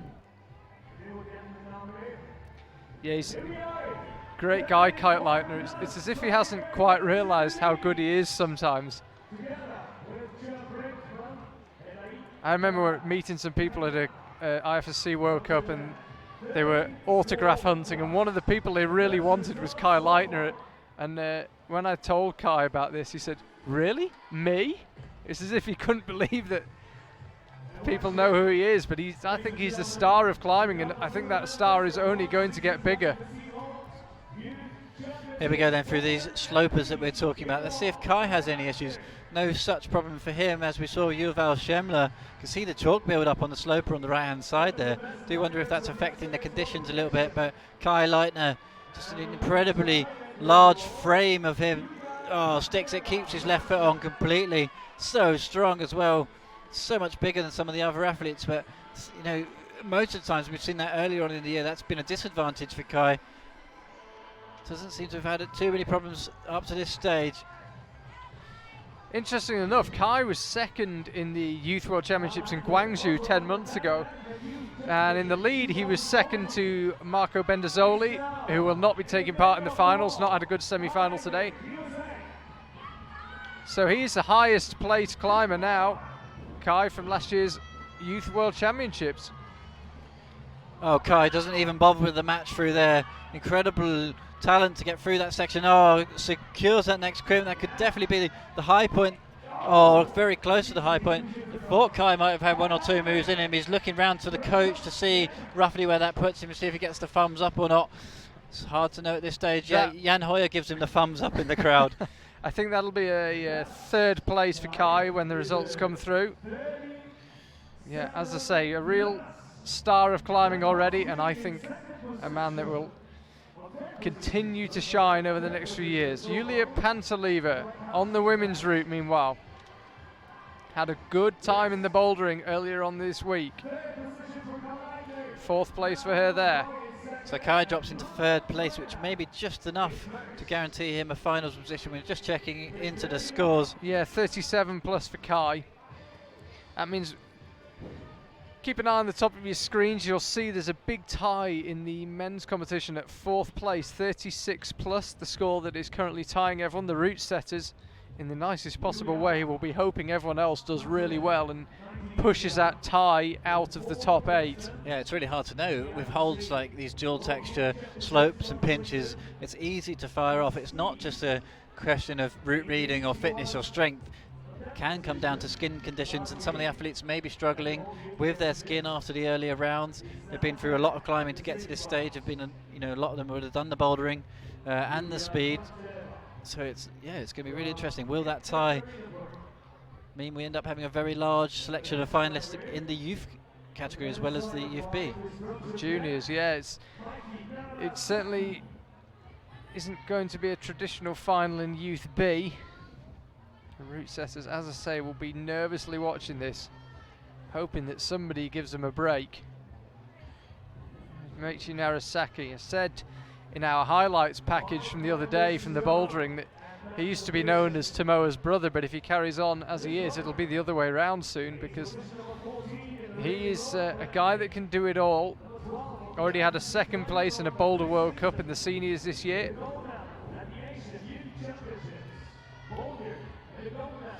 So he's competed in the senior lead and boulder. Now he's here for the junior competition at the World Championships.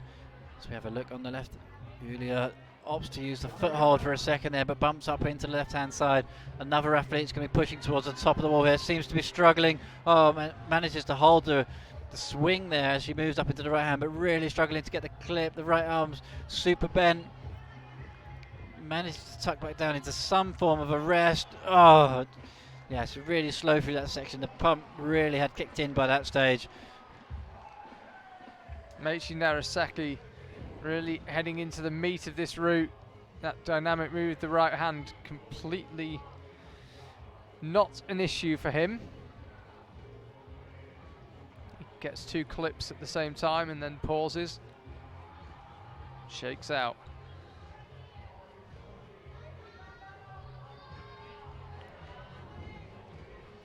Now he's heading towards the head wall. That is hold number 31 for him. Right now you need 36 plus or better to see you into the final. So that's 34 there, 35. He just skips straight out and goes 36. That's what we saw Kai Leitner do, just cross straight over. Kai got that crimp as well. Oh, incredible contact strength there to hold that from Maichi. That was a really good effort. Can he move up into a high point now? Squeezes the foot up somehow. Oh, fires over. That was a good fight from Narasaki. You see him rubbing his fingers a little bit there on his way down. The hell of a crimp he had on the left hand. Tuck the right foot up, and just you see Kai Leitner going in for the selfies at the bottom of your screen there. That's great. I told you you're famous, Kai. No, it's a couple of his teammates. So let's have a look, Meiichi Narasaki. So when he landed that left hand, that's hold number 37. It's almost certainly 37 plus from him, but the route setters will have been watching that heart in mouth, because when he went from 36 and moved off it to get 36 plus, he only just stuck hold 37. We could have had another person joining that tie. As it is, he joins Kai Leitner, tied for third. Alina Ring, Switzerland, on the wall. Only 5 climbers left in the women's competition. Let's have a look at where that leaves us in terms of finalists. Will Bosey's out on the stage. There he is, Team GB. So right now we've got a 3-way tie at the top of the women's competition. Joint first, Victoria Perkins, Johan Brinkman and Eika Tajima currently tied. So that means that those 3 will definitely go through, provided Alina Ring doesn't beat them or join them. If she does, things are still very open. Alina Ring took away the silver medal in Mitterdorf for the European Youth Cup in the lead competition already in 2017. Just fantastic results all the way through her career. Definitely one to watch in the future. And Alina, one of the members of the Swiss team who really seem to focus on lead speed and boulder. And Will Bosey is a climber you know well out, bottom right, men's route. Yeah, Will Bosey climbed 9A outside. Didn't go quite as well as he wanted here in the World Youth Championships in the bouldering, but an incredibly talented athlete. So strong, has climbed V14 outdoors on boulders. So strong, and comes out of Raffo in Scotland, and we're going to be there for the Senior Lead World Cup coming up in just a few weeks' time. So we're looking forward to seeing Will compete in the seniors on his home turf. Let's see what he can make of this route. Generally not very keen on the slope, especially in hot conditions, being from Scotland. He has said before, he really struggles in the heat. But Will Bosey, then, he's been out in Innsbruck, living here with his training partner Jim Pope, who we'll see out next. I'm sure he's adopted to conditions a lot more and climbed on this wall quite a few times in the last month or so. Alina Ring also looking very promising on the women's route. Keep an eye on Will Bosey, as Mike said, climb 9A outdoors. Alina Ring now powering into the top section of the women's route. 34 plus is the tie at the top right now, and she falls before that. It'll be enough for a very solid fourth place, after the 3 ties for first. And Will Bosey now onto the upper section of this route. I was concentrating on Alina Ring, but clearly didn't have any problems with the dynamic move up with the right hand. Now he gets a knee bar. Will Bosey then looking quite comfortable up to this point. Does well to get the clip off the sloper. Looking quite composed, takes the rest with the left hand as before he crosses over. We've seen a few of the athletes earlier on struggling with that move. Opts for the match, just loses the feet, needs to compose himself here, Will Bosey. So all eyes on Bosey as he moves up to the next crimp, falls off there. We've seen 2 athletes. Will's absolutely furious as he comes down. Just seems to have slipped off. Not happy with that, but it may just be enough. Yeah, he's really not happy with that. Still staring up, wonders what he missed. Really not impressed with his performance. I think when he sees his score, he might not be quite so unhappy. Let's have another look. Let's have a look what happened here. He just seemed to lose the little finger on the pinch. Lost some contact strength from the right hand as he fired up. This wasn't enough to get into such a small edge that the guys are going up to. We said it earlier on, that's really not what you need off a sloper going up to a hold that size. Let's have a look at the score. Puts him currently into 5th with 36 plus, put into that large group of 36 plus. Yeah, have a look at the top of your screen. Scores coming through. Rudolf Ruana currently still holding the lead here, and we've got 3 climbers still to go. So I'm afraid to say it for the route setters, but we are going to have another massive final here in the juniors. We've got climbers tied in 5th, we've got 6 climbers tied in 5th, and there's only 3 climbers left in the men, so they cannot be displaced, that tie on 5th place. They'll all go through into the final. So another man you know well, Mike, Jim Pope, bottom right. He was up here in the commentary box for the bouldering final for this age group, the juniors. Yeah, again, Jim, like you say, was in the commentary box. He was slightly disappointed with his bouldering performance. Made the British Championship finals earlier on this summer. Would say he's predominantly a route climber more than a boulderer. He's obviously excellent at both. He's entering the all-round competition, the overall this weekend. Currently projecting 9A, that Will, his previous climber out, has done also. Jim Pope been living the summer all throughout Europe. Incredible performer considering the training facilities he uses in London. You know, nothing like the wall that we have here. We have steep lead walls, but this is a different level here. So Jim decided to opted for the entire summer out in Innsbruck to train, to climb on rock. Plus a month in Seus, which can't have been too horrific. Michelle Hulliger as well, also on the women's wall. And there were rumours abound that Jim wore a suit to your wedding, Mike. Yeah, there was. Do you have photographic evidence of this? There was no dress code. He still wore a pair of Nike trainers though, just to keep it real. Ah, few. True climber. Yeah, just about fit his shoulders into his suit. I'll wear a suit if I can wear my trainers as well. Good on you, Jim. So now he's on those sloping holes that mark the very steepest section of the men's route here in Innsbruck. Michelle Hooligan then 3rd in Mitterdorf in the European Youth Cup. Looking really solid up to this point, but very, very early on into this women's route. You can see the deep locks that are required on each of these moves. Just 38 moves. That's quite a few number of moves considering most routes on the 6 minutes roll around 42 or 42 and a few more moves. 48 moves in the men. I think it's 47 actually, correction there. So the women's quite a short route, but it means it's very, very hard straight off the ground, and that's what we're seeing with the results. Jim getting plenty of encouragement. 6 dynamic moves, just fighting to get his feet back on. Michelle Hulligan, meanwhile, just resting on the women's route. Take your time, still relatively low down, around the 20th hold. That's the 20th hold, above and left of the quick draw. Jim Pope opts for the rest on the bent arm then, looking quite comfortable at this stage. Had to fight relatively hard on that cut loose move to get the right foot dialed. Seems to get it now then, heads up with the left hand. Opts for the crimp on top as Michelle Hooliger moves into moves 21. Jim trying to get something back here. I think this is a lot fiercer, this route, than he would have expected. Big move up. He's not the tallest climber. That's a good effort to stick that.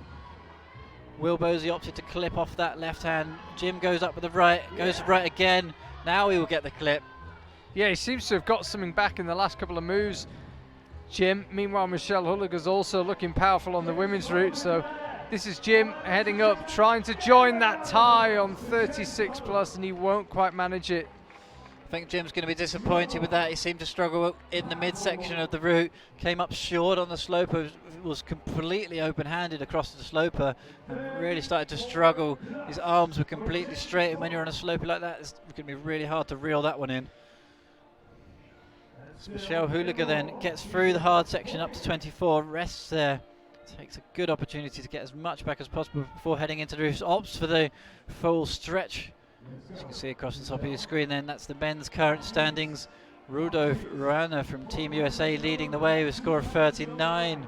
Now I'm on show 38 plus, and Kai Leitner, the big man, 37 plus. Yeah, Jim Pope's scores just come up, 12th place for him, 34 plus. Michelle Hulliger, meanwhile, are we about to see a 4th climber pierce the head wall here in Innsbruck and really make a dent in it? Michelle Hooliger's gone with the wrong hand here. She needs the left hand when she has the right hand, but can she do enough to stretch up? She uses, I think it was the chalk build up on that left hand hold that's kind of caused the confusion. That is mostly seen as a foothold there. Goes back down. It's going to suck a lot of energy out of Michelle here for the top section. Realises her mistake though. Yeah, we saw her compatriot Alina Ring make it just about onto the head wall, but only 3 climbers have been deep into it. Can Michelle Hulliger become the 4th? Sasha Lehmann, her compatriot, out onto the men's route. Incredible determination there to reverse that sequence. Quick Draw's all tangled up in her harness at the moment. She's got a bit high. She's finding a position to clip. She is allowed to pull the Quick Draw towards the rope to clip it, as she does there. Can she get it on? A real struggle here with the clip. Kind of feel she had the right sequence and didn't struggle with the clip. She could have got a few more moves in the bank here. It's incredible resistance to the pump here from Michelle Hulliger. The way that she's managed to fight through that section with all sorts of mistakes, still fighting those, is a really good burn. Goes to the foothold, needs to go again with the left hand to score hold 31. Sasha Lehmann, who we haven't seen in action nearly as much on the IFSC live streams as we did in 2016. As his compatriot Michelle Hulliger falls. I was about to say Sasha 8th in the European Championships in Campitello back at the end of June. Let's have another look at how it ended for Michelle Hulliger. Went up for the left hand, but she'd burnt so much energy up to that stage. I think they'll give her 31 for that. That's a great effort, and yeah, if she makes the finals with that score, we'll have to double check, but it gives us good insight into her stamina levels for later on in the competition, because that was an incredible burn from her to stick to the route for that long after having so many troubles a few moves lower down. Sasha Lehmann, the 2nd to last climber out, which means that we are going to have an enormous final here for the juniors. It happened in the Youth B, and unfortunately it's happened again in the juniors. Regardless of what Sasha does, that big tie on the 36 plus hold, there are currently 6 climbers tied on it. They're all going to go into the finals regardless of what Sasha does.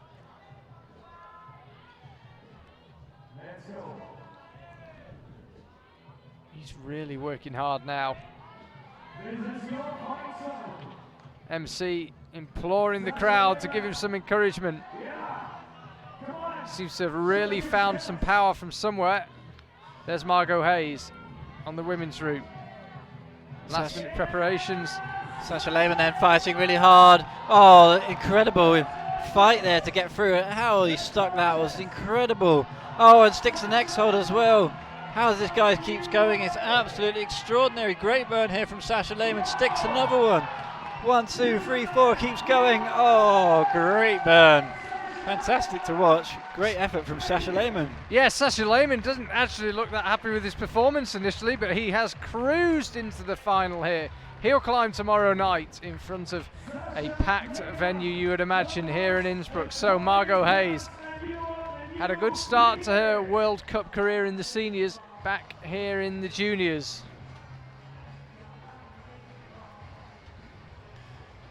DJ plays your unbelievable. DJ's definitely got his comedy hat on today for Sasha there. Enjoyed that.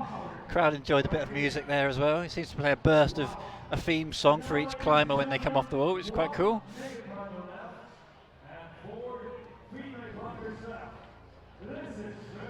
Margot Hayes then, great results for her this year. 6th in the World Games, 6th in Briançon, and 10th just a couple of weeks ago in Arco. Feels like a couple of weeks ago anyway. How long ago was that? 10 days or so? Not even? Less than 10 days. Since we've seen Margot Hayes on a lead route. Here she is in the junior of the World Championships, and this will be her last turn or last season in the juniors before she's too old to compete. Yeah, reigning champion in lead and boulder for the juniors. Has already surrendered the boulder title to Care Burfind. What can she do about the lead one? You might remember if you were watching our coverage from Guangzhou last year, and she was timed out on the lead route, ended up getting the same score as Hannah Schubert and winning it on count back to the semi-final.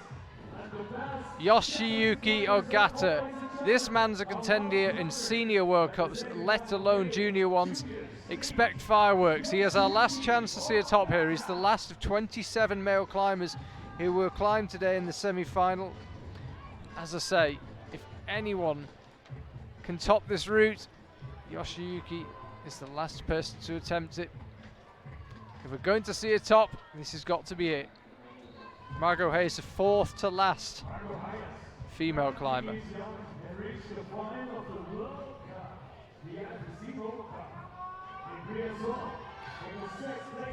Yoshiyuki, then the winner of the World Games in Poland earlier on in the summer, really crushed it there. It was a really incredible performance for him. You say winning senior competitions, never mind the juniors here.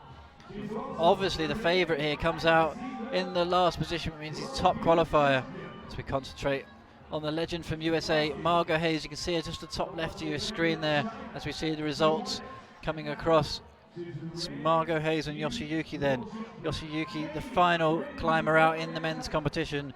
Sasha Lehmann gave us a good insight as to where we could potentially see climbers getting to. Can we see a top from Yoshiyuki? Yeah, wouldn't actually, after a semi-final with no tops, it's not out of the question by any means that we could be about to see two. I don't want to curse them, but two extraordinarily strong climbers. Just to give you some idea of the form that Yoshiyuki Ogata brings into this competition.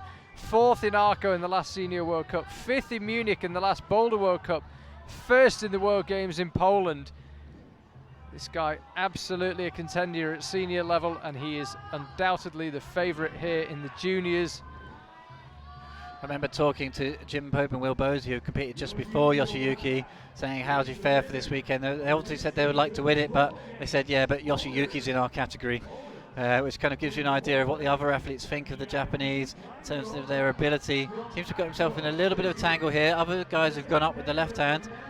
Bottom right of your screen, Margot Hayes putting in a good fight, taking the rest, and that's what Margot's really known for, just using the rest to maximum advantage. Bottom right of your screen as Yoshiyuki goes with the right hand, slightly different sequence, but seems to have no problems, needs to drop the right hand under now, does it nicely, there we go. Yoshiyuki heading into the top third of the route then. Will we see a top from the Japanese? Hesitates slightly before the clip, but having no problem so far. Just to let you know, that's enough for Margot Hayes to take a provisional place in the top 8. 3 climbers still to come in the women's. Yoshiyuki Ogata, meanwhile, on hole 34, 35, now heading up towards 36. He could join that long group of climbers who are tied on 36 plus, or he could progress beyond them. Margot Hayes on the bottom right of the screen, heading towards the top here. Couple more moves to go. That's hold 35, just 3 moves left. Hits hold 36, finishes on route 38. Can see the top here. First top here. Oh, a great burn from Margot Hayes. That comfortably puts her into the final. That was fantastic. And action continues. It's Yoshiyuki Ogata's looking really strong. He's somehow managing to chalk up on that tiny left hand. Now he's through with the right. He is so close to the top now. 5 or so moves. Clips the draw. Composes himself again. How he's managing to rest on that pathetic crimp that other people have barely managed to hold on to, I do not know. Now he'll go up with the right hand onto another tiny crimp. There's one more huge volume for him, and then he's on to the finishing holds. Yoshiyuki Ogata will climb in the final. He will not top the route here in Innsbruck, but he will climb in the final. Doesn't top the route, gets into the final and surpasses Sasha Lehmann to put himself into the top position. So Yoshiyuki maintains number 1 next to his name as he goes through. Let's have another look as well at Margot Hayes. She was on the small screen on the bottom right. This was the last few moves. There's the top, and just a move too far, and she was already gesticulating about her frustration as she was on the way back down. So the men's semi-final comes to an end. Still 3 climbers to go in the women's. So interestingly enough, they were evenly matched in terms of how long each semi-final was taking, but the women have been on the wall much longer in the second half of this semi-final. So let's have a look at the men's results. You see it there, Yoshiyuki Ogata 41 plus, and there was a tie from 7th down to, I believe it's 13th.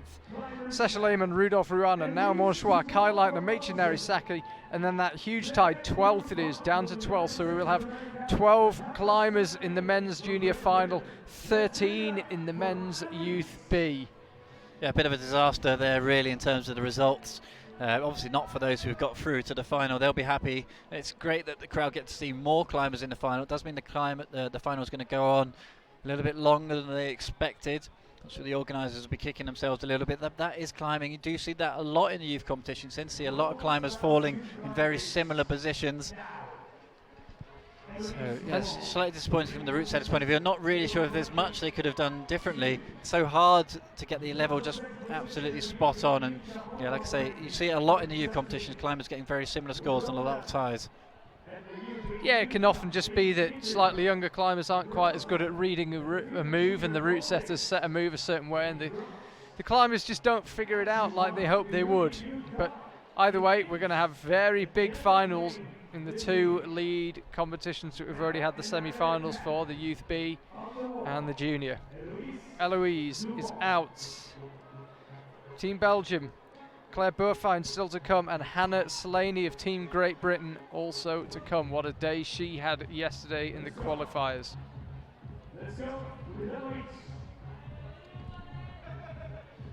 Eloise Dumont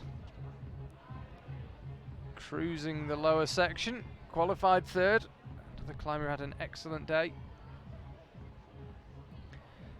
So the men's semi-final concluded, the women's very close to being so as well. Louise Dumont, the last IFSC competition, she entered the European Youth Cup in Mitterdorf, that's been mentioned quite a few times already today. She won that one just over a month ago, 3.5 weeks ago. Also made the semi-finals in Briançon, and 10th place in the European Lead Championship at Campitello di Fassa earlier on, back in June. So with two climbers left after Heloise, and Margot's almost top there, just one move shy of the top. There's a good chance we could see a top here in the women's category, and we saw one top in the female Youth B category earlier. And let's see what in the juniors, can we have something similar? No tops in the men's this morning or this afternoon. And one more round of action still to go here in Innsbruck at the World Youth Championships. It's the Youth B finals later on tonight. Hopefully you can join us for that. Margot Hayes currently leading the way in the women's competition. Victoria Perkins tied for second place with Johan Brinkman and Eika Tajima. Michelle Holliger, Alina Ring, Kokoro Takata and Julia Pantelieva currently the top 8 in the women. You see across the top of your screen there, that's the current situation. Like I said, it's Margot Hayes leading the way, the first women's climb, 9A plus outside. 9A, excuse me. Plus. It's been a long day so far already. 9A, 9A plus. It's all in a different planet for most people. Yeah, so who's counting? I can't get off the floor on either. So, Eloise Dumont, that right there is hold 28. If she can latch the next one, she will secure a place in the final at the expense of Julia Pantelieva. There she goes. So she'll climb in the final tomorrow. Eloise Dumont here seems to be on a different route compared to the other athletes. Just cruising through this section. Absolutely steady as you like through here. Now it gets tough though. Fires up to the left hand. Can we see a new high point which would be very close to a top? Starting to fight now. It's kicking in. Oh, this is good. That's hold 36. Next hold is where we lost Margot. Looks for the foot options. Terrible right foot. Oh, just as I say that, she knew the right foot wasn't great. Gets through to the finals anyway with ease, but the right foot just slipped off. It stood on top of a dual texture crimp. Foot slipped and she was out there, but I think by the reaction of the crowd, she already knew by that stage that she'd definitely done enough. So two climbers still to go in this women's semi-final. Claire Burfine and Hannah Slaney of the UK. Hannah, of course, made the semi-finals in Munich World Cup in the bouldering in the seniors. We chatted to her on the live stream, you may remember. Just to confirm, that is a 36 plus. The same score as Margot Hayes for Eloise Dumont. She will climb. Julia Pantelieva is knocked out of the top 8. And there it is, Kokoro Takata and Alina Ring currently occupying the last 2 spots for the final. However, they can be knocked out by Claire Burfine and Hannah Slaney.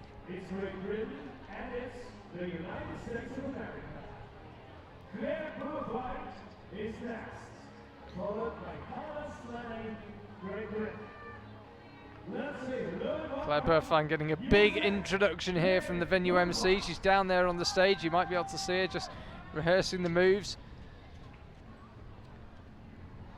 To say she was delighted with her boulder win would be something of an understatement. We we interviewed her afterwards, and I almost felt bad that climbers do their interviews with us after they win a competition, and we had to tear Claire away from queues of people wishing her well. She's a very popular climber, and there were a lot of people who were very pleased for her.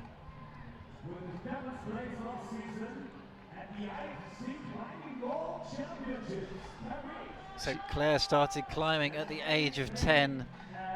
Now she's here in the final category of the Youth World Championships. Let's see what she can do, like I said, after her fantastic win in the bouldering. Very popular over in the United States of America. Hopefully some of you guys that are watching back at home, and if you are, I'd love to hear from you. Jump on the Twitter.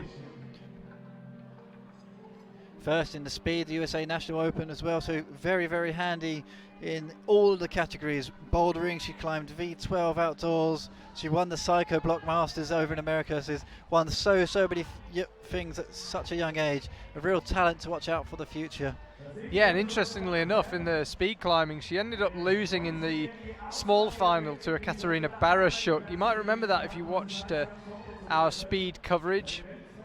But Claire clocking 9.17 in the semi-final, which is not too shabby at all. So she's won the bouldering, 4th in the speed, with getting fairly close to going under 9 seconds here in Innsbruck, and now coming out 2nd to last in the semi-final, looking to secure a place in the lead final. So Claire having an absolutely fantastic Youth World Championship so far. However, she's got to get the job done here if it's to be considered a true success. Needs to at least make the final. You'd have thought that would be the bare minimum given how well things have gone for her so far.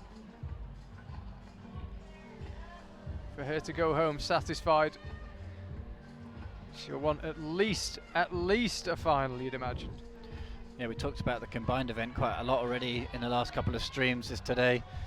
And you've got to think that Claire's going to be right up there in the overall rankings. She's taken part in the bouldering and the speed and done very well in both. She can't do much more than that. She has a good turn here in the routes. You've got to think that she's going to be in a good position. I think it's six spots that are up for grabs to compete in this weekend's first ever Olympic combined event. It's 6 in the youth categories. In the youth junior categories, 6 that go through. 20 go through actually in the A. That's all to do with the Youth Olympic Games next year. We'll talk more about that later on this week. But for now, let's concentrate on Claire Burfine then. Reads it well. I thought she was going to stick with the left hand onto that foothold for a second. There's a lot of chalk build up there now. It can be misleading. Yeah, it's looking very solid here, Claire. Needs to get that clip done. We've seen a couple of people struggling with that clip. It's an awkward one. And this is her into the final. So she'll be in the final, Claire. These now are all just bonus moves. But we do see count back coming in, and she will not top, so she will not go into the final in first place, but she will go through. She might not realize that at this stage. Hopefully she'll look to the crowd and get a thumbs up from someone who'd say that's enough. Let's have another look. She just went to place the right foot, readjusting the left, and she just perhaps didn't pay quite enough attention to that left foot as she replaced it, and as she began to move, it gave way beneath her and she was on the way down. She was looking so comfortable at that stage. You got to think possibly she had one mind on the top of the route and was thinking, yeah, I'm cruising this, and it's so easy just to lose concentration on one point of contact, and it was the left foot, or it could have just been a left foot slip. It was a great burn nonetheless. And that puts her into 6th place. You can see it there, 33 plus. So Alina Ring and Kokoro Takata will now be watching very nervously, as the lady Mike Langley knows very well. Hannah Slaney makes her way out onto the stage. Yeah, Hannah Slaney then out of Bristol in Great Britain, climbs a lot around the scene in Bristol, which is a couple of hours away from the capital, London. And yeah, she's been putting in a credible summer's training. She's been out here with a coach, Ellie, all summer, training her heart out. Did incredibly well to get through to the semi-finals in the bouldering in Munich, and is fighting now, and I can just see one of her friends in the background coming out to watch. I do think that this is a potentially not a new position for Hannah Slaney to come out this late in the competition, but you know, everybody's stop to wait to watch Hannah now. She's the final climber out. The pressure is really on here, so it's going to be interesting to see how she can deal with that. See GB team coaches off to the right hand side of the stage, just waiting anxiously to see what happens now.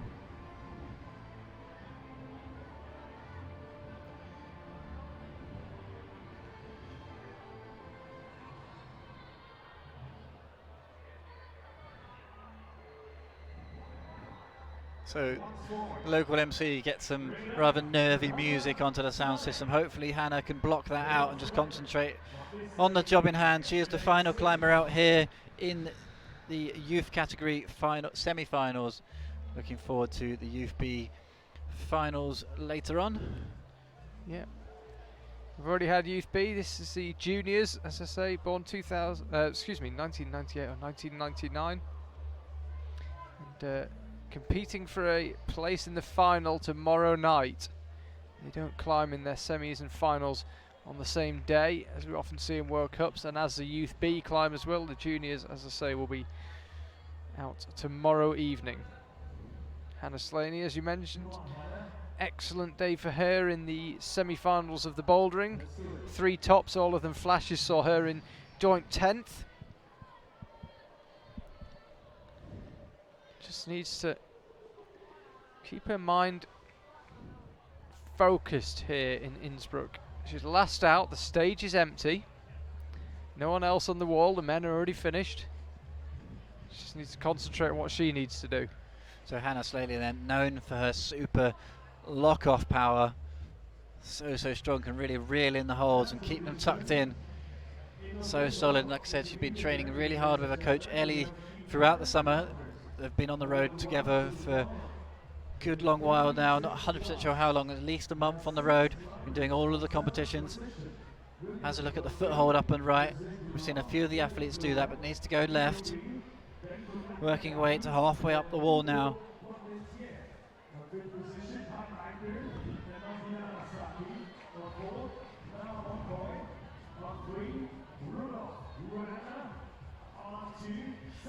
So far so good then for Hannah Slaney, coming up to move 23 of 38.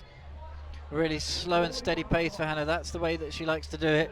So strong, just takes on some chalk. This is good work. She's moving up into hold 24, where we've seen a few of the climbers rest. That's where she needs to bring out the power.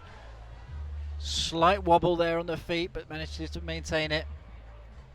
Come on now, Hannah Slaney. Yeah, she's got quite a few moves to go before she secures a place in the final. If she is going to, she needs to get to hole 31 to secure that place. To give you some idea, that is just out of your shot. Has the left hand onto the foothold then, needs to look for the bump. She has no issues up to this point, really solid through the roof. Didn't opt to get the feet high, just pulled straight through. The way that she did that was excellent. Sigh of release from the coaches as she goes again with the left hand.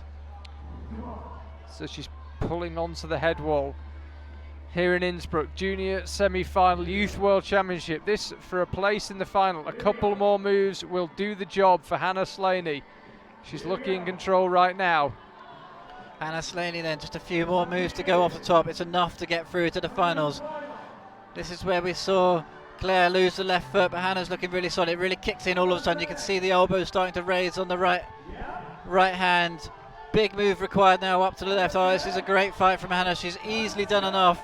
She keeps the fight going though. She's doing it for a top here. Showing her force this weekend. Oh, that's a great effort. Wasn't the high point that we saw from Margot Hayes, but it was a really good effort nonetheless. Hannah Slaney, we'll be seeing her later on. The finals for the junior youth category later on. That'll be tomorrow for Hannah Slaney. Let's have a look at the results. We go for the men first, as the women's results are confirmed. Hannah Slaney's score gets confirmed. So there you can see it. The top 6, will be joined by 6 more climbers. We have a 6-way tie for 7th place. A bit like the Youth B this morning. Going to have a lot of climbers through to the final. 12 in juniors, 13 in Youth B. Some big surprises. Kai Harada misses out. James Pope misses out as well. Yuval Shemler, Nicolas Collan, all climbers we would have expected to see in or near the final. They won't be there. Competition very fierce in the junior category. Let's have a look. The women, Eloise Dumont, she leads the way. And it's Michelle Hulliger who is the finalist. Kerr Borfine makes it in 7th place. Hannah Slaney, we just saw her, goes through in 5th, and a great effort as well from Victoria Perkins. Julia Pantelever at one stage, she looked like she might make it through. Ditto Francisca Sterra. They miss out, as does Johanna Holfeld and Azugolo, 2 climbers who would have had high hopes coming into today. Let's have a look at the final 6. Yeah, Giaza Slemenza climbed first, ends 21st.